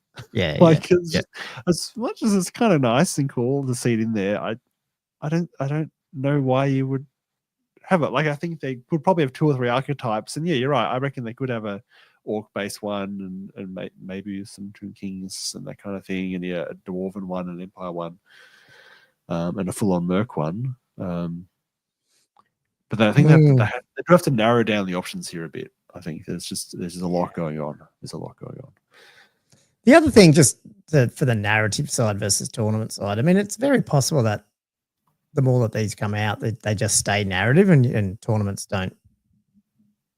Like allies, you just don't take them in. Like that could end up being a thing because it's just going to be too impossible to balance and meta stuff. I mean, again, not that's the only reason you do any of this, but to try and work out what the hell is in these things, and I don't know. It's a bit of fun there, but at the same time, there's a lot of scope for someone to come up with a broken combo and then just like come in and just suddenly they're just smashing everyone in a competitive environment. Unfortunately, be taken advantage of. Until we know more concrete, who knows? Look, the fact that new stuff, I like the idea of having books that's not just on one thing. Like, it'd be cool that more than one army person to like, you've got more reason to buy the book and use it and play the narratives, even if you don't like, you don't have Tomb Kings, because there's multiple stuff in there. So if they can do that, it helps the game, I think. Because it keeps it fresh for everyone, like throughout the whole year, rather than waiting for your release, which is what happened in the old way of doing things. Hey, like like in your case, Josh, with Brets, it never happened. After 6, that never happened. Never happened, mate. Right. I mean, how many years is that? Like 20 plus years or whatever. Yeah. Your book never came around, and so this is a good way to change that. Cool. We are well past half time. I remember when it came out, but it was a good 20 years between releases, which is just ridiculous. Yeah, I don't know if that's happening anymore, so which is cool. Well, they are going down. Looks like they are going down that route of more and more, campaigny style things where you get a few different armies in Infamy, maybe some new models here or there. I mean, the more they put out, the more likely they're going to need a stack of books to run an army. But it's cool. That's cool. Yeah, I mean, that sucks as well. But like, I mean, are you really not using an army builder and the old world website thing, whatever it's called? I can never remember the name of it, but the rule one. What's it called? Toe rule. What's the actual website called? Tau, but it's Warhammer Fantasy, like WHFT.app. Yeah. Something app. I can never remember the end of it. Yeah, but if you're running an army, as much as you're using those resources, I feel like you do need to have the publication the original stuff that you're running as well for reference. Oh, you mean take it? I think you do on a tournament. But if you just go play with your mates, on a tournament. No, in a tournament. Yeah. Oh, cool. Should we jump into the second half and stuff like that? Let's do it. Okay. I always do this now. You weren't here last week, Josh, but we are sponsored by Old World Rankings, so they get I get a little 20 minutes. Yeah, Old World Rankings. Ranking players worldwide. Find upcoming tournaments. View latest results. Search thousands of army lists. Global faction statistics. Old World rankings. Free to join today. That was a bit of fun. Nice to have a sponsor for the old podcast. Hey. Actually, I'm hoping in the next week there might be a different voiceover for that video. So anyway, we'll see how it goes. The wheels are in motion. So all good. You rope your partner in to do some. Nah, Val. Voiceover. I've roped Val in for a bit of a voiceover. So we'll see how we go. Actually, I shouldn't put it on him that he has to do it in a week. He can take his time. It's not urgent. Cool. It is time to shout out our patrons and get into these Patreon questions because Josh said there's a bit and we're already getting on. So I'm going to just run down the list. Actually, 189 signed up patrons. I'm not going through all that because they're not all paid. You get a shout out if you paid though. So the big thank you to the Beast Lord, Aaron. I think it's Dill. I can't really read because it looks a bit weird. King Pash, Tom Pickard, not Matt. Jess Tors, Adam Lamb, The Orange Juicer, Matty, Firebird 7137, Peter Holman, Mark Langley, Matt Hinton, The Old Warrior, Silver Dave, Spread Sanity, Mark, Nick, Gran, Chris Bowler, Drunkerman8, Ben, Shooter Louie, Eugene Chaffel, Benoit, Cam the Dentist, James McKellen, Liam Fallon, Tommy Kublin, Jay McBride, Flatwell Jedge, Sexy Jelly, Herald of the Old World, Keel Herd, David Dodge Lancaster, Tommy Dogs, Matthew Klein, Matt Morris, Perfidy Griff, Jess Tours again, which we haven't worked out if that's double account. Wood Duck. Twice. Yeah, Josh Griffiths, Nid Adam, Daniel Broadstock, Elliot Mitchum, Gilfos Draconos, Diesel, Denny Gamer, Robert Z, Barry McCockiner, Barry McCockiner, it's gone back childish again. OG Whirler, yep. Bobby Gherkin, Gumwitch, and Fox, Todd Lloyd, the new OG. So big thank you, guys. 56 paid members helping us. That's why we turn up. That's not always, but it helps. So all good. And you get to shout us some questions, which Josh has summarized, hopefully. Probably not. Oh, right. Yeah, the questions. Yeah, I guess this is the section where I start doing the questions then. Shall I hit them? I'll hit them. Oh, I don't really have a question. The first up, I do have a reply. It's a slightly delayed reply. So, wait, you sound like you don't want to talk. Yeah, so Jelly, because he was asking a question last week about, I think, how many games each of us have played. Whole world we've had or something. Yeah, yep. Yeah, I know. And then he left a comment on the YouTube from last week saying, I was really looking forward to hearing Josh's number too. And then he sort of said, tournament games multiplier -2. Which I take issue with. I don't appreciate this. Is that from your AWOLing? I only missed one game. I didn't. Yeah, I was going to say. Why is it?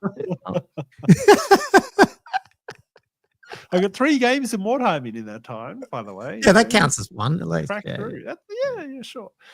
And I did get one friendly game in the very first time I played. So I would argue that evens out the tournament stuff. So it's tournament. Oh, so it literally is tournament games is how much you've played then. Yep. Wow. And which tournaments are they then? Gathering 3 tournaments. Yeah. CanCon. Yeah. And then CanCon was a 6er though, wasn't it? Yeah, it was 6. Yes. It was a 6er. So really you didn't lose the 1K game. One day that I had the other week. Yeah. Wow. Yeah, you're still a better player than me. Wow. We haven't, I don't know. We'll find out at Castle. But you're way better player. You remember your rules. Oh, God. I feel like I remember my 6 ed rules better. The questions. So, actual questions. I will hit Mark. Mark's put in a bunch of questions, but some of them I think is best. Like I might leave for when Andrew's back on. Yeah, that's cool. But yeah, I'll hit a couple of them. So he's got like. Could I just put up the Orc saying, "Good Lord, those legs are the fakest ones I've read in a while." I hope some of it. I think you're right, but it'd be nice to have a little bit of the I think some of them were. I think there was some truth in some of them, but yeah, I don't know about the Borderlands list. But anyway, So, given the recent leaks surrounding journals and the fact they look semi-legitimate, oh man, this is a very Follow on. we've just gone through this. What effect do you think that introducing Savage Orcs and Forest Goblins back into the meta will have, given its shifting format from big Gribbly Bash to infantry blocks? Will we see the Savage Orc / Black Orc / Fanatics / Big Guns units of yesteryear? I think there's a chance. I mean, I didn't do the maths back on Why the Savage Orc one with the 6 points or whatever it is, but I still think, like, I called the big skeleton block and the chariots and skeleton block first, and just never had the guts to do it and didn't understand how to do it, and I wouldn't be able to play it anyway. But I was talking about those massive blocks, I think a month into. I remember we were joking about the 140 skeleton block. I'm still calling that. Did we cause that whole problem because someone took our idea and then refined it into a functional actually thing that intelligently used our dumb ideas? Yeah, probably. Yeah. I don't know. I sort of think we might see a chunk come back. I think these, against the frenzy stuff and the savages, maybe a little bit. Frenzy's less of an issue when you don't charge 18 inches and shit. Probably. I don't know. I don't know. Like, I don't know what you think, but I reckon the if they're cheap enough, infantry will get big, I reckon. And they're even better if, like, men at arms, where they're cheap, but they're also got a crap ton of rules on them. They become a really good reason to take at least 2 big blocks. So it's potential. So I missed the forest goblins. Was that in that book too? Was that in that rumor as well? No, I don't remember it being mentioned in the rumor. Wow. Mark, you're holding out on us. Just can I read the next one? On spiders. Maybe. I was actually just about to ask you though. So, what do you think?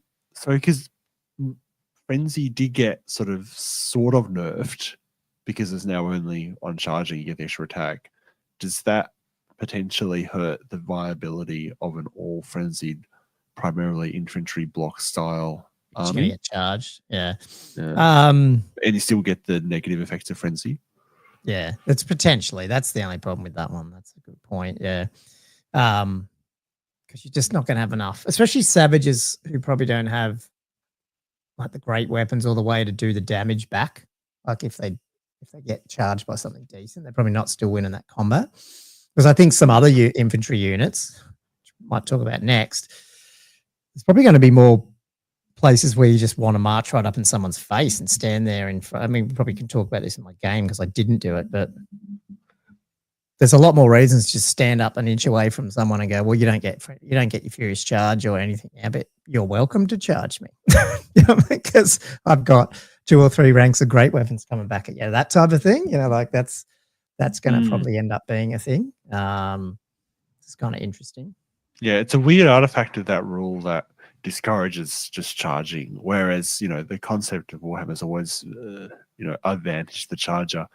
And I was fearful that, that'd be an unintended effect of taking away supporting attacks, like the second rank of fighting rank on the charge.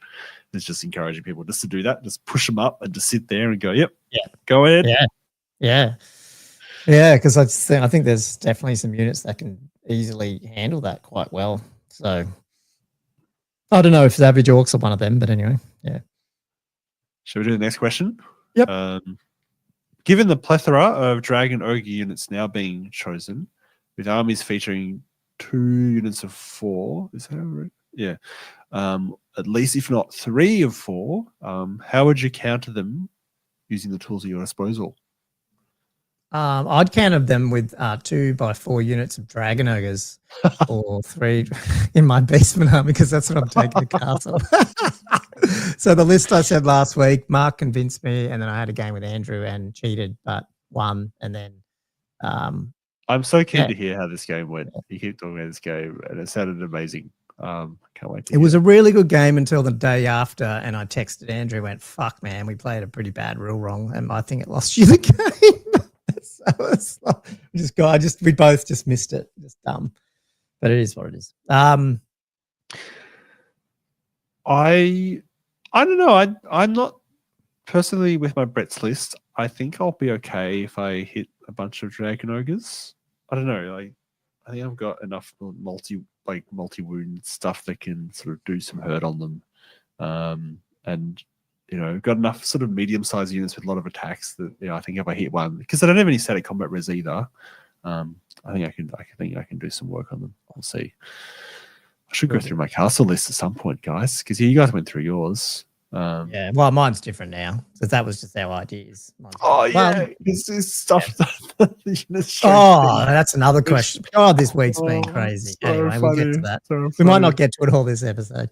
Do you want me to read out the next question there to do with that, or do you want to skip some of these? I think the rest of them. Yeah, because I almost want to leave the spawn question for Andrew because I just know his feelings about spawns. Okay, let's do that. I'm just gonna. The only thing I want to bring something up because I want to shout out Old War rankings quickly. What I added today. Oh yeah, go for it. To do with that, so can we talk about it and then ask Andrew? It was just a little bit of a comment because Mark Langley in the chat has definitely said Shaggoths are back in now. And the funny thing is it's true because I do see them and there's better reason to use them now because you can get the ward. But it did make me go, I did this today. You can now search because I went, are they? Because I've been looking at lists every week since 1.5 came out. And at least on the tournament level, and they're still they're definitely there now, but they're not. I love that you're still refining this. This is incredible. So you can do Shaggoth. Do keyword search for your different. How do you spell Shaggoth? Shaggoth. Double G. Yeah, that. Yeah. Whereas if you go, is it Giant Spawn? What's it called? Chaos Spawn? Giant Spawn? Yeah, Giant Spawn. I think it's Giant Chaos Spawn. So you get Chaos Spawn from June 20. Oh, that went to June 25. So that's not what I wanted. Oh, that is June. Yeah, sorry, that is June 25. Sorry. You get a lot more people still taking Chaos Spawns, Giant Chaos Spawns, and they probably will be Giant Chaos Spawns. So if you open this guy up, then you do Shaggoth so far. I'm not saying that Mark's wrong. I'm just saying I think people are still moving over to them, but they're definitely coming along. I just still think the Giant Spawns are fun. So I think you know what I found? There was a list here just took both, one of each. So I thought that was pretty cool. I don't know which one it was, but so I don't know. Maybe UK is a bit different. Like I feel like we're not still seeing a lot of the Shaggoths. Maybe it's also expensive here to buy that dude and stuff. and if you're not printing it. But anyway, I literally did that this morning because Mark's question. I went, I wonder if they are taken. So anyway, if you actually want to find if particular unit or magic item or something is in a particular list and how people are using it, there you go. I added that this morning and it seems to work. So give that a go. Yeah. And then we'll ask Andrew next week what he thinks of Giant Spawns. Yeah, because the question was for people that are wondering was, do you think the switch from Greater Spawn Morgul to Shaggoth is long term, or do you think the bonus of no charge reaction on the spawn is enough for it to claw its way back into place? Yeah, that was the question. Just people that are wondering. Because I never said that. We just kept aside. Oh, sorry, I just went straight off, man. I mean, it's too tight. I love it. Okay, yeah, he's got a few more questions, but yeah, we might get Andrew's response to that one, and then there's a few other things there. There's a few high elfy ones stuff, which I thought, let's let Andrew. Yep. So yeah, for sure. And then the next one, we got King Pash asking a question. Serious question this time. Yeah, I heard his question last week. It was ridiculous. By the way, hey, you're not the one getting bruted. Oh yeah, you getting killed? What were you? I can't remember. Because I was apparently a dark elf, which is really unfair. Does he? I was wondering about his nickname. So it's King Pash. Now, for me, King Pash has some connotations about what that means. And I don't know if that slang is Australian only. I was in Pash Kiss, you mean? Yeah. Yeah. Is that intentional? I don't know. Not Darcy. He was on last week. I choose to believe that it is. He's not on the chat. His nickname is actually just Pash. Oh, it's his last name. Sorry, I should say. Okay. I'm pretty sure it's his last name. All right. It's not his full last name. I retract the ridicule if that's actually his name. No, he's his real name. I don't off the top of my head, can't remember. I'm pretty sure his last name starts with Pash. Tell me if I'm wrong, Mark. Mark knows him, so he'll tell us. But yeah, that's probably where it's come from. And I bet you he's got that name because of Pashing. Because he's. I think so. Pash. I think so. So. I'm not. Yeah, we'll see. Anyway, his question is: how much do you feel the game is improved by the trimmed down Aussie comp, such as the one user castle? Does it solve some of the more egregious issues? Man, this is actually a really good question. What more could it do, or how would you improve it? Oh, wow. I feel like he's asking. Well, if you were with me on 8 p.m., 9 p.m. p.m. Saturday night, I'd give you a different answer, which was I'd fucking burn it all to the ground. You mean in August, in 3 Aussie weeks' comp. time? Fuck it off. Fuck comp. That's what I was. Oh, that's right. Did you see my rant? No, it was my list submission to Castle. Because I sent my list submission in, and I misread.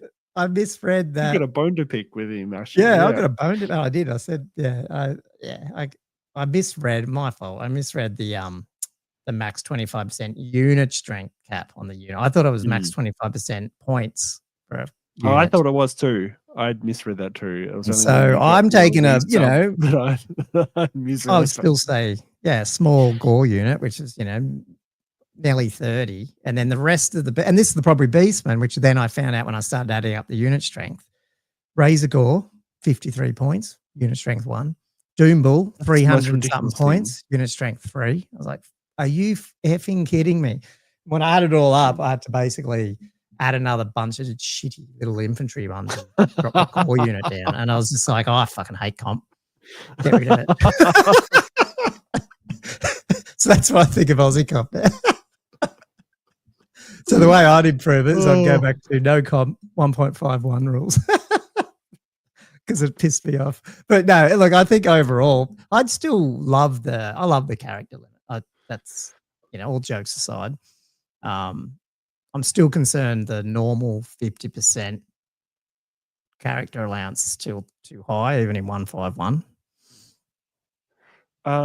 Would you suggest relaxing the unit strength 1 slightly? Like I reckon they could. I don't think you need it. Then make it 33% rather than 25.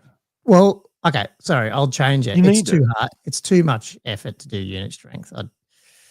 I think just do point cost. Just 2 points. It doesn't make sense to have points on the other one, or percentage of points on the other one, and then do unit strength on the other one. I reckon it's too weird. Yeah. It is weird. It is weird. It's much harder to actually work out, because then you've got to actually count up all the unit strength of all the units and then do your percentage, and then you've got, whereas if it's based on points and then it's like if you just got a big unit of Gommo instead of like 100 points, like versus really a problem. 40 unit of Chaos Warriors, which again way more points, but would fit under. You know what I mean? Like you could, I don't know. I feel like I don't think the unit strength's the right ruling for that one. Potentially, but that let's just flag my bias. Because it does. Yeah, I must admit, it does overly hurt specific list builds that maybe are a bit more elite or smaller, or weirdly low unit strength. Yeah, I mean, now ask me these. And what the hell's a Razor Gore in the unit strength? The Razor Gore must be the most expensive unit strength item in the game. Is it? I don't know. What else is 53 points and unit strength 1? I don't know. 1 on a 75 by 50 base with 35 and 3 wounds. How do they have 3 wounds and it's unit strength 1? What the heck? Yeah, it's a war beast or whatever. Yeah, so it classes 1. Something. It's just like what? Surely it's a monstrous war beast. How does it? Yeah, I don't. But anyway, it severely shitted off my. I'm lucky Kendall picked it up, because he was out and he just went, "Oh man, can you just?" Well, he was out and he went, Can you just check your unit strength or your Gore unit?" Because he was out and he said, "I'm not near my computer." And I went, "Yeah." And I looked at it and went, "Oh fuck!" It was like 28% or 29 or maybe even 30. I can't remember what it was. But it was like But there wasn't much. What do you call it? Like fat in the list to trim to move it around, so I ended up having to change a fair bit. It is what it is. I really like the Aussie comp, by the way. Otherwise, every aspect of it, just the way that it just makes list building so much tighter. and you just have to make some really significant sacrifices. To me, it's just the And you character. can't I get just any- love the character stuff. Yeah, you cut the character down. 33%. It's so good. But also the way the flying limits as well. And if yeah. you put it in character, then you get less other flying stuff. I Mm. like that.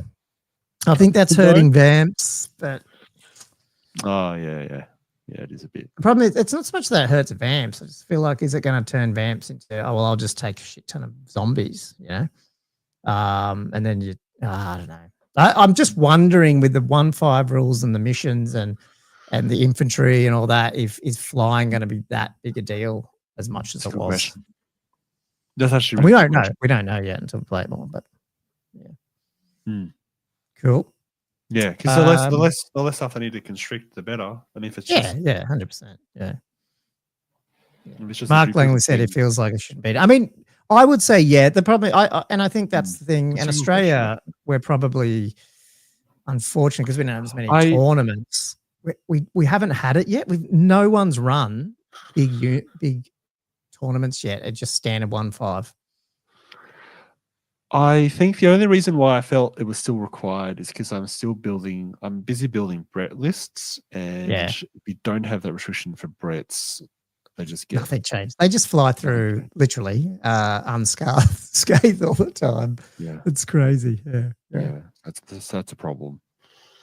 Peter Pratt said Peter Pratt did say a very good comment here to my response. Probably feel zero pity for VC players. Yeah, I agree. Okay. I don't like BC. I can never beat them. They are a strong army. Strong core rules for sure. I better keep motoring through these questions, guys, because getting late. Well, that's some damn hobby to go through too, but I don't know if we have time. Sporadic Sanity, do you think that with the old world 1.5 seemingly shifting focus back to infantry and bigger blocks instead of infantry, is there a chance it could potentially turn off for new players when they see they need to paint up 60 to 100 minis to just get started? I know that was one of the critiques of 8th Ed. The initial time and money investment was so high, it was claimed that it contributed to the slow death of that game. Personally, it doesn't bother him at all, as a giant blocks inventory are his jam, but I thought it'd be a good point of discussion. Yeah. Yeah. Well, he added that bit at the bottom, or someone did, is a proper skirmish format of 500 to 1,000 points the answer. Potentially. Yeah. That was the end of it. So how does that work? So, yeah. No, you're right. Yeah, so he's saying, like, as in you would just run like small armies of low points to get people in? Well, yeah, if there was more events with smaller points, and obviously with the new Arcane Journals coming out, there is, so maybe that's the way they get in and eventually make it to the bigger list. This is where I think the unit strength thing still doesn't cap it, because on one hand you go, okay, well, let's put comp in and go, let's cap unit strength, so therefore you don't need these massive big units. But if you're a cheap army, you just end up having to paint more units of cheap. So it doesn't really solve the comp won't solve that. The game, I don't know. I probably disagree that that's what killed 8, so I don't see it as a problem. Yeah. So. Yeah, I agree. I agree. I don't think you'll want to take 100, but no. I think it's a matter of what army type you're taking, and then also what army size you're playing to some extent as well. And I've always felt the best way of getting players in is doing the slow grows. Yeah. Just building up over time, and I think it's still the case. Even for 1.0, I think it's still the case. 1.5. Don't you think some of those missions though? They're not built for like one big unit. They're built. You probably have to take a couple. And so they're probably not going to be, sorry, excuse me. They're probably not going to be 50, 60 people in a unit. They're like, they're like 2 units of 30 or 35 max or something like that. That'd be the dream, Gommo. If it was multiple medium units of infantry of different types, so you'd have to paint 60 of the same model for sure. Yeah. And I think the objective play might go into that. Yeah. Or just hopefully just how the game is structured as a whole will encourage that, and not massive blocks of single infantry. So if they want small model counts, there is AOS. I mean, that's true. It's a balance, and I don't know. The thing is that you also want the game built in a way, and I think it is that. Well, I'm hoping it's going this way. Is that if you don't want to run an arm like a big blocks of gore and all that, well, then run heaps of dragon ogres and razor gore. Do you know what I mean? Like, hopefully the armies have if you don't want to do 3 big units of men at arms in your Brets, run a crap ton of peg knights and knights of the realm, and hopefully the army's still viable. That's what you want to see. So, like, yeah, and hopefully, lots of different ways you can build it. Yeah, for sure. And then that gives you opportunity. Yeah, you can start playing with a smaller model count, and then gives you time to build up the other bigger units that take a bit more time to build and paint. Perfidy. Why am I in France? Should we answer these? He's got 4 questions here. I don't know. Why are you in France? We don't know, Perfidy. Why do I have a backpack full of camping gear? Maybe he's camping in France. Is he going to a music festival or something? Oh, here we go. Am I trying to relive my youth in a vain attempt to deny that I am finally middle-aged? You can go camping in France and still be middle-aged, can't you? Middle-aged people can go camping. Yeah, if he was at a music festival, maybe not. That's trying to relive your youth. What is middle-aged? Is that like 35, 45? 50? What is it these days? I don't know. Is it? Yeah, is it half the life expectancy and then add or minus 5 years? Is that what it should be? Probably. In which case, like 40 to 50. I feel like we're middle-aged. I'm right. 46. I'm right in the middle then. I'm just slightly over, starting going down the hill. You know, at the roller coaster. Like,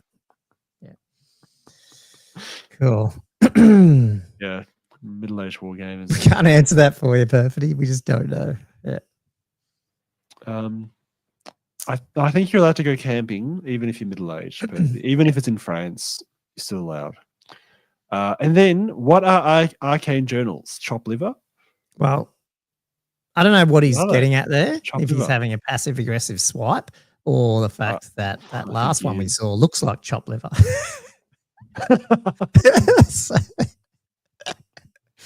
Yes. On my to-do list today was try to get this my first of my post 1.5 arcane, not arcane journals, but short faction videos out, and they're still not out. Sorry, blame work. They're coming. I'm going to do them in batches, so they'll pop out in batches. Just crack them out. Yep. All right. And then Sean asks, do you think the units from the arcane journals requiring conversions? Oh, this is what triggered the whole Horus Heresy stuff. Yeah, this is it. Such as Shuration Woodsman, Marauder Huskulls. Exile Brigands, etc. will survive in future editions of the game. That's a big question because there's a lot of effort to make these things. If they get cut out again, that'd be brutal. And do you think they would include them in future army books?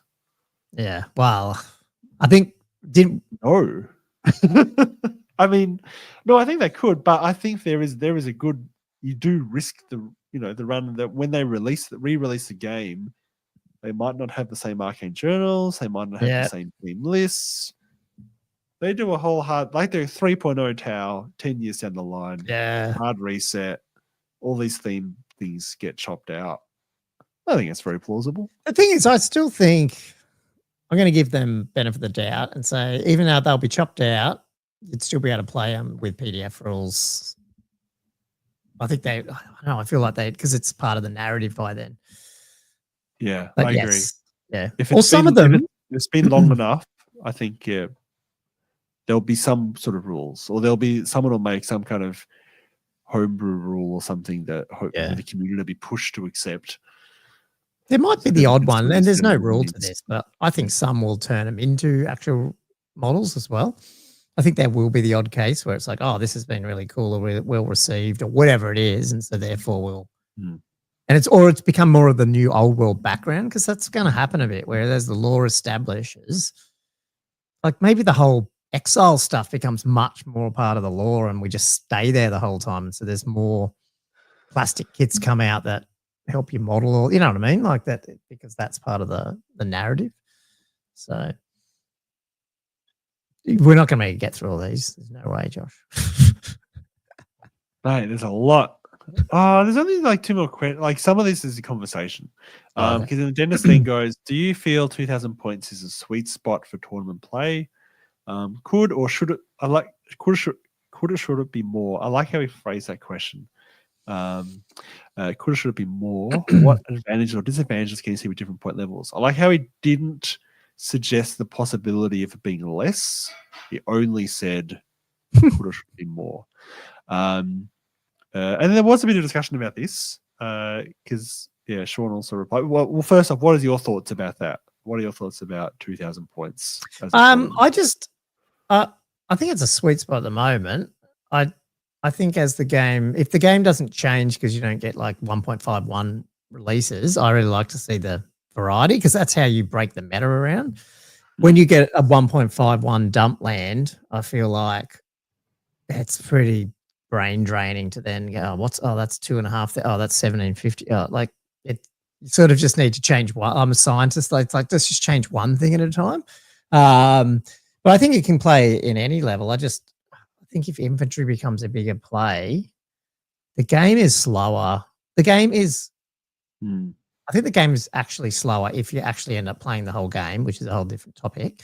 And if you got infantry that doesn't die straight away, then it might be a bit troublesome to have two bigger point. Lists. That's all. That was a concern from the very start when we saw how the rules worked. Yeah. And then it didn't really come to pass as a problem. We all seemed to get through our games pretty well. Probably because there was no infantry on the board. Yeah, there's that. And I think now we're having infantry on the board. I think only experienced the good people. I think if you go to look at the bottom tables, I'm not sure they all, or mid to down, I don't think they all get through them. And some of these that was a generalization. Yeah. But I fear the problem will become worse with more infantry on the board. Yeah, and it's just natural, not because it's just you're rolling more dice. Yeah, and on top of that, then unfortunately, I think there's a little bit of 1-5. I think there's a little bit of dice rolling that doesn't do anything anymore, like because of the change to magic.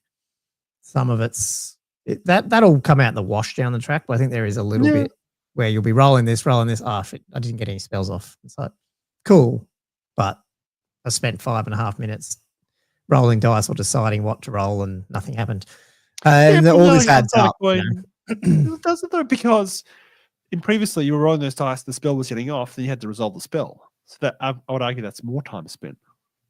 Well, it depends true, but it depends on what it is. If you're putting a card as a -1 to hit or something, then it's not. But yeah. Point taken. What if it's a pillar of fire around? Yeah. Because there was some interesting opinions about it, and Sean actually sort of replied, and he because I think the dentist wants more than 2,000 because he wants to put more toys on the table. Basically, he wants to go to like 2,400 or something, which I'm not. I'm kind of against. Sean was like he wants the opposite. He wants the games to be over quicker, and I feel like I think a diversity of different points at different events. I think. I 100%. I like that. Like I played I did the 1750 Old Hammer. Every game was finished, and it was good to have a different thing. I just argue right now we've seen 151, and I would rather it just settle down a bit. And the only reason I'm saying 2,000 points is because for some reason we chose it or someone chose it. Like if right at the beginning we chose 2,400, I'd be saying the same thing about 2,400. So it's really got nothing to do with the points limit within a range.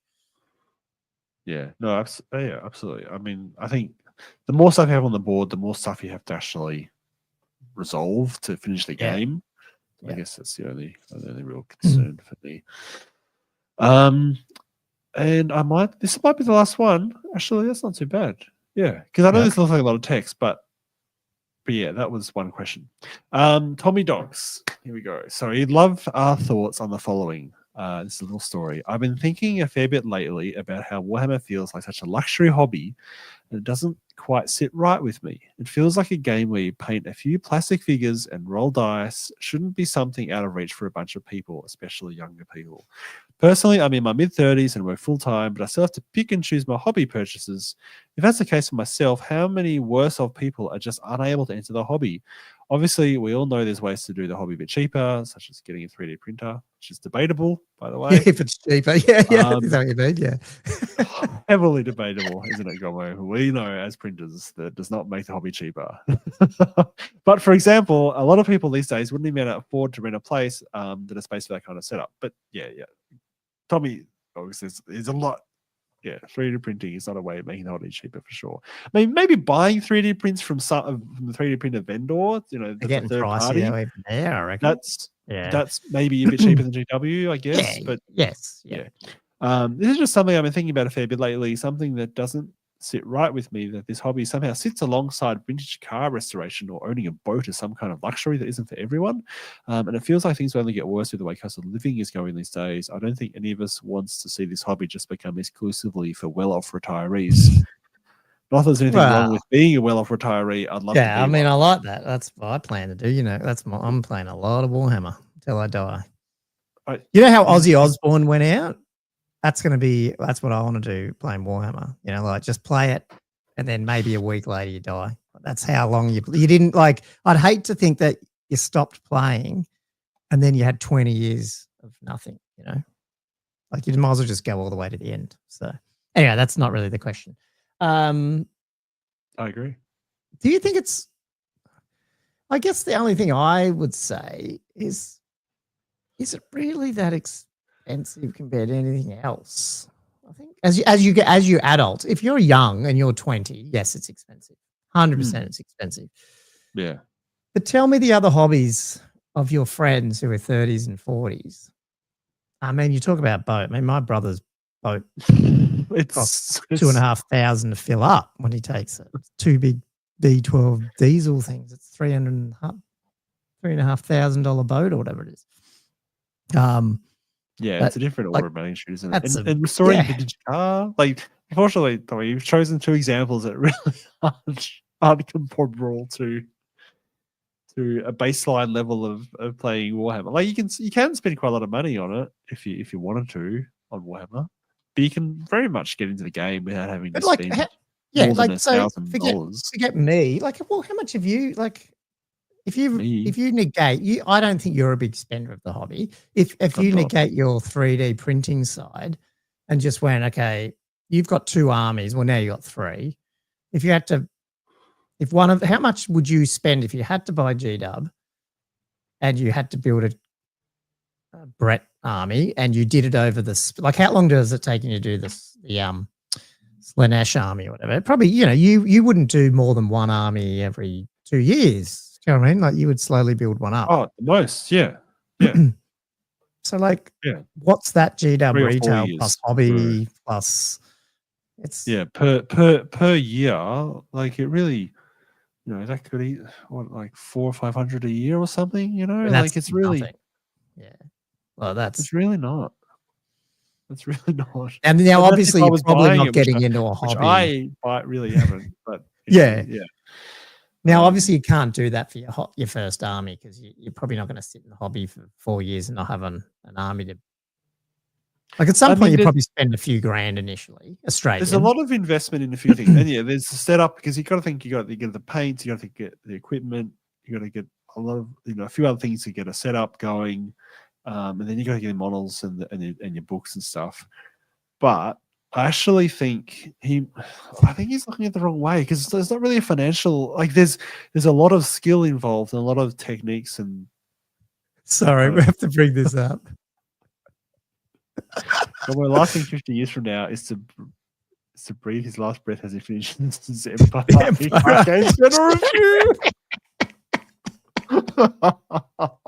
Perfect. He's gonna love that one. Sorry, keep going, Dad. Josh. Is the time investment and the skill investment, the learning how to do. I mean, if you're a new player, you got to learn how to take things off a screw, put it together, undercoat it, paint it. There's a lot of stuff. It is not a money. Look, it's expensive. It's a time It's a massive time It's a sink. time expensive hobby, and that's Yeah. you know, again, you know, it's a bit of a joke around. Oh, you know, the wife lets me off to go play. I mean, the issues that these hobbies cause, if that's a thing, and I don't want to go down that sort of track in terms of marriage issues or not or whatever, is it's not really the money. No one whinges about the money. I mean, geez, someone will go and spend way more going out and drinking on a Saturday night than they would buying the new release of Cathay. You know, like people burn through that stuff all the time. It's the amount of time this game needs to become even remotely casual. That would be a cool name for a podcast. Remotely casual. But it's probably like that other casual, whatever it's called, but professional casual. But yeah. But do you know what I mean? Don't you reckon that's the investment? And I reckon that's really the barrier to entry for some people. They don't have the time or the oomph to push through. It's friggin' ridiculous. I don't know why we do it. It's you know, to get the, I mean, like there's so many hours put in to even get an army constructed and then maybe get it painted at some point, to then get the payoff of playing the game, which also takes, you know, like an entire weekend. Yeah, multiple weekends. Yeah. 5 or 6 hours of an evening to even play a game. Casual, like in a garage or something. I'm saying, yeah, and that's like it's just there's a certain there's a huge cost for time, much more than money. Like, because the money thing is like it's not really an ongoing cost for me. Like once you bought that, like it's a physical thing as well. No one can take that from you. Yep. And the thing is, if you want to sell it, you can often sell a similar price to what you bought it for. You know, like it's not like it's sunk cost in a way. Nah, it's like this thing. Like every year, like you got to look at, like it's like any asset. I mean, I won't say it's appreciating. Some of them are appreciating assets, but probably a lot of them are depreciating. But but in terms of how long the life, you know, like when you do a wasn't an asset depreciation schedule, and you go, how long's this asset last? I mean, you got, you know, my 8th Ed armies. The only reason I got rid of my old ones because I couldn't paint. Now I've redone them. The ones I redid in 8th, well, they're still here and I use them. So that's what's that? 10 years, 12. I mean, that's $300 over 10 years. Like if it was $3,000 for the army, it's $300. If it was 10 years, it keeps getting cheaper. Like it's actually not that bad. So I don't know. Things cost money. I don't even know if we answered it, but it is what it is. It's just never going to be a hobby for normal people, but I don't reckon it's the cost. I reckon it's the time that most people would go, well, I'm not doing that. Yeah, like, and if he's talking about how, like, because his question is also, I think, maybe just talking about the idea of younger people coming into it, and is the financial a barrier of entry? Well, it is. I don't think. I mean, it is, but it's not. I don't think that's the main barrier of entry. No. It's still the time. Like there's other things to do. You're starting a family, you're going to uni, all this sort of stuff gets in it. I think why it is more of a middle-aged to older game over time is because that's where you finally get your life back a bit. Or you prioritize and you go, well, I'm not wasting. I mean, let's be honest, in your 20s and early 30s, you actually do waste. Like the amount of times I hear someone, I'm going to rant now because I've read a young person go, I just don't have time. I go to uni, so like I'm pretty busy. Like, fuck off. Uni's like 20 hours a week. You are not busy if you go to uni. I'm sorry. You are just not. Like, have you actually had a life? You haven't. So 20 hours a week at uni is not busy. Even when you have to go and do 30 hours of work, that only adds up to 50. Like, you're not busy. You can find time, but you just don't know that when you're 20 and 30. But when you've had kids, like you end up going, well, half my life I can't even control anymore because it's literally they tell me what I like to do. Like it's a totally different thing.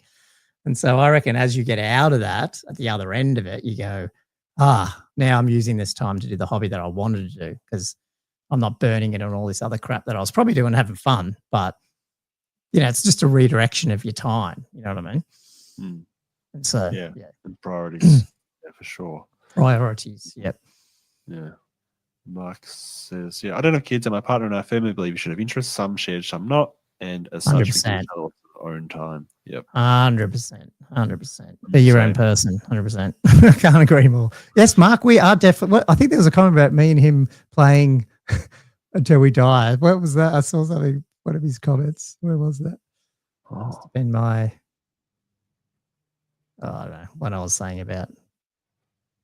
He's going to move to Oz, and me and Gommo am going to be jamming games 24/7. I agree. yeah. That's Okay. We'll split your half time. I'll go to the UK half the time. Cool. Let's move on then. That was a lot of questions. There's probably more, but No, that's it. yeah, no. That's it. Just the stuff from Mark that we'll leave for next week. Otherwise, yeah, that's really just hit the question. There was a long Spreading Sanity went on a rant about 3D printers not, all the problems that they can cause, and We have to have Andrew back on with them that and one everything. because he is. I was keen to read out. You can read it if you want. It's not a question. Oh, can I? Cool. I want Up to. to you, man. Spreading Sanity. The other thing with printing your own minis is that it really isn't as easy, simple, and cheap as 3D printers make out. It's not difficult per se, and once it's set up, the individual cost per mini is cheap. But to hear the evangelicals talk, it's basically free, which is just not. Want a cheap, easy option? Well, while FDM printers might be getting a bit better, and definitely more than good enough for terrain, they're still not as good as GW Plastics for minis. And to get close to that, you need a resin printer. And resin printing fans, God bless them, don't mention the downsides of resin printing. You need a UV station, a wash station. Resin is toxic AF and messy as hell to clean if you don't have a space and a perfect process. Creates toxic fumes. You're not even doing it living spaces. All this is a massive headache unless you have a good lot of space, and even more so when you've got kids around and a health-conscious wife, and it's still not plug and play. There's options for it to be close to it, true, but you still need to learn how to tinker with layering and slicing. Resin printer settings is not an ordeal, but it is another barrier between someone who wants to just squirt out cheap plastic minis versus just going to the store and handing over some money for a box. Well, that's what Games Workshop's counting on, and it's obviously paying off. Yeah, he's true. He's not lying. Yeah. It's not absolutely. You heard my rant last week about trying to print halfies. So how much resin went in the bin? Harpies. I don't know what. Yeah, you were having. It sounded like your supports were awful, and you just whatever was already on there was just either thick or just way too thin, and stuff was coming. It was a combination of thickness and overexposure, and it just meant to. You gotta learn how to do your own supports. It's not that hard. No, 100%. I do, and every time I tried it, I fuck it up. So I don't know. Yeah, as Sporadic Sanity says, it's not as easy. The support fans out there don't acknowledge how hard it is to do supports. Sorry, Josh. Yes. Not that hard. Anyway.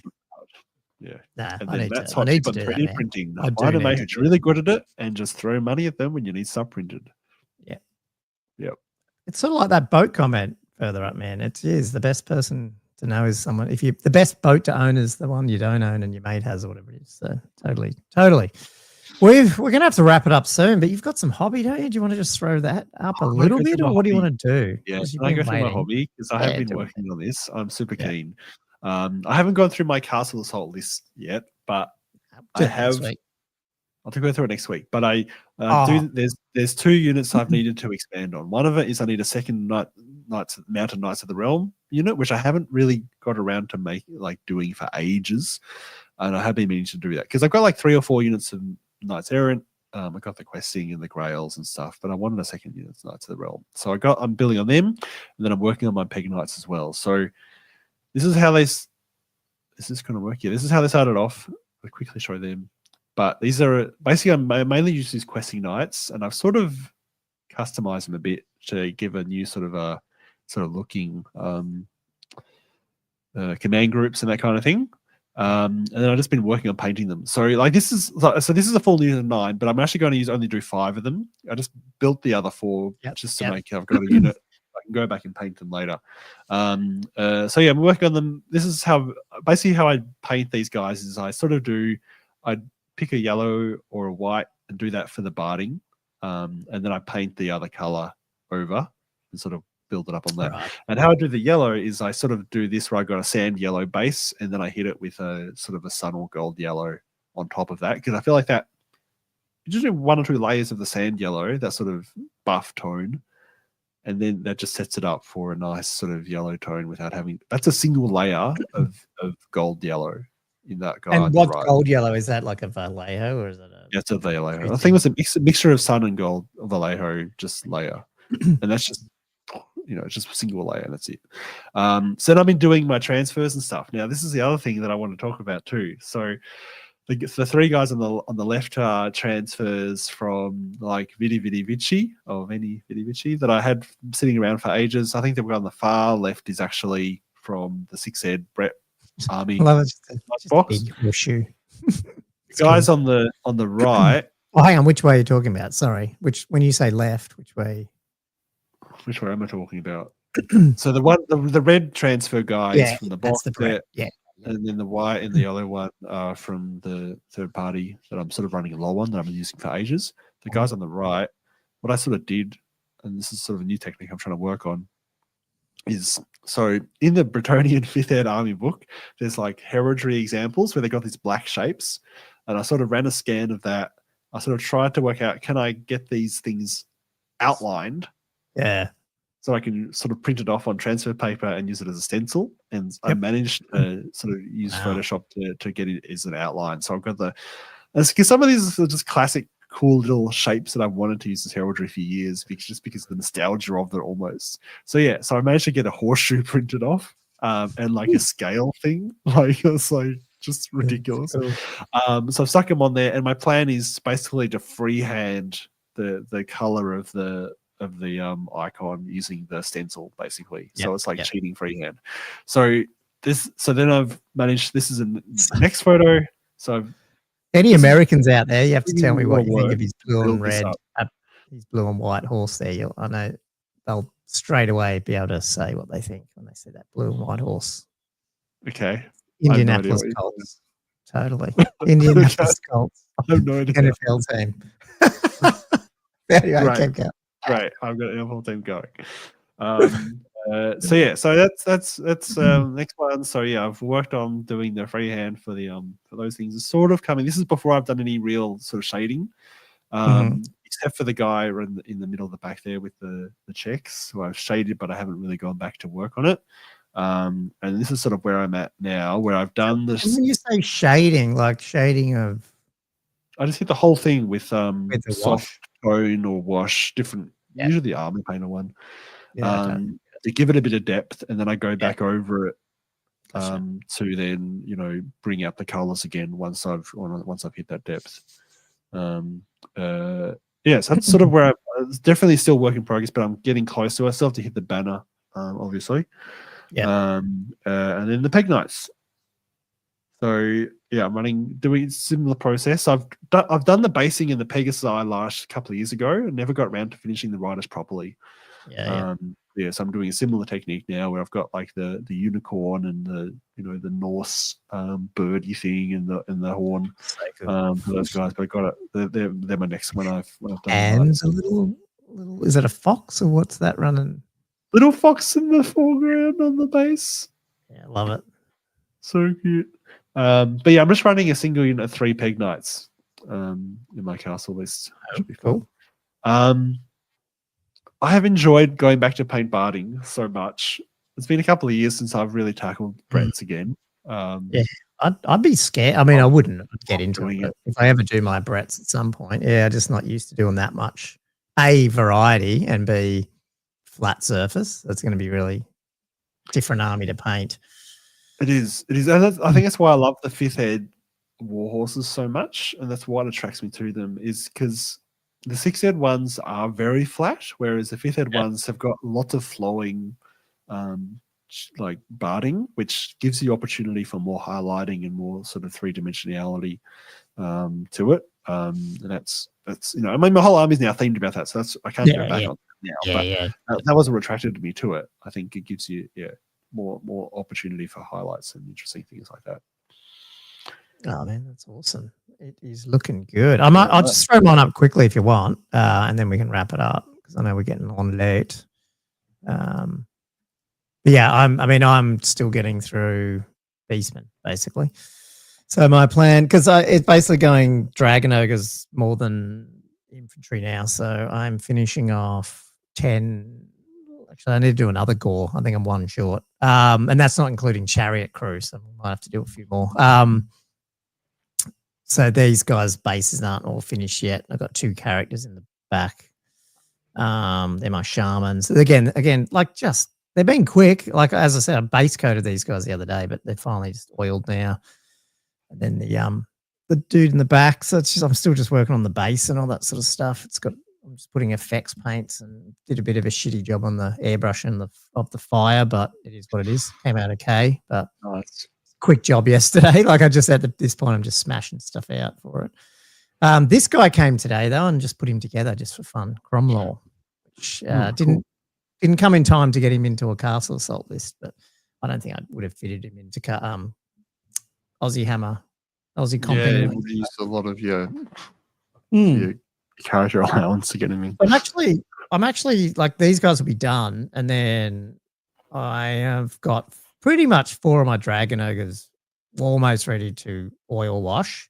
Because I'm taking 8, I just need to airbrush out. So what I'm going to do, rather than finish them, I'm just going to get the other 4 out and do the same airbrushing on them, because that takes me literally half an hour to get their flesh color and dragony color down, and then you just need to, paint a few of the accessories and their claws and stuff. So then I reckon by the end of the weekend I'll be oiled those guys as well. So basically the guts of the army will be done except for some ungors and chariots, which I've got 2 weeks to do. 2 whole weeks. Yeah, That's so fine. it should be fine. Yeah. It's a lot easier not having to do 20 bestigors and another like 45 ungors or whatever. So yeah. Yeah. So I mean it's getting there. But I don't think they look too bad for Jack all time. Once you put the No, they look really good for the Jackal. So absolutely. I mean they're actually quite sloppy under there, but I'm like I don't think they look too bad once you put them all together. Which is that's Beastmen what you do. Really. Yeah. Yeah. And even those guys, you can tell they're just like quick You just want them to go. But I mean, Beastmen are just the ideal army for it, because they're supposed to be like ugly. So, anyway, I had other stuff to talk about, but we just we're out of time as usual, which is pretty cool.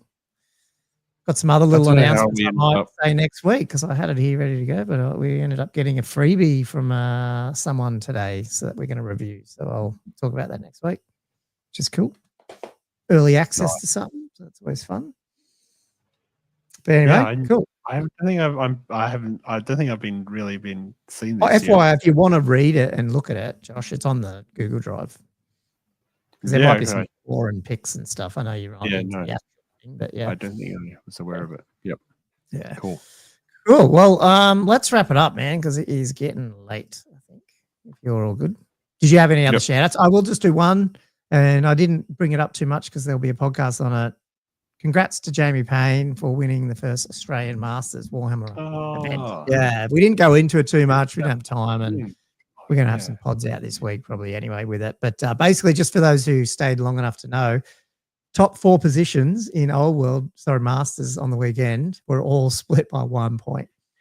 Like insane. From 4th to 1st. And then on top of that, the other one I wanted to give a shout out is Patty, who finished like, I want to say 5th or 6th or something, but she lost her first game pretty big, and she actually almost came out like she wasn't that far behind. Yeah, she's probably 11 behind by the end, but I was like, wow, she finished strong. But just, so it looked like a pretty tight, pretty strong field, and to have the top 4 people separated by 1 battle point, it's pretty crazy. So, but yeah, Jamie just, I think at the end he could play quite defensive because he smashed his first few games. So, yeah, he's always been a good player, and I think I didn't get the top 3. I got the top 2 out of 3, so as a pick. So pretty cool. But anyway, not bad. 2 out of 3. Yeah. Anyway, cool. Well, that's it for 103. Get your at Old World Fanatics comments in for our big box giveaway in 2 weeks, episode 105. Join our slow group over on the Discord, and obviously join our Patreon to get those our our raffle ticket type entries.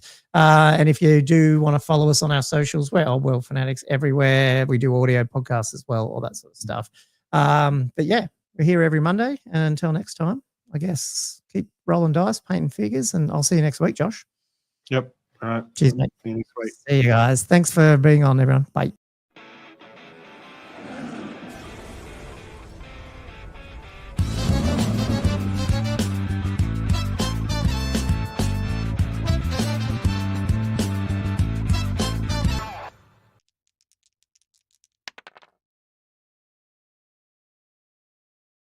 Bum, bum, bum, bum.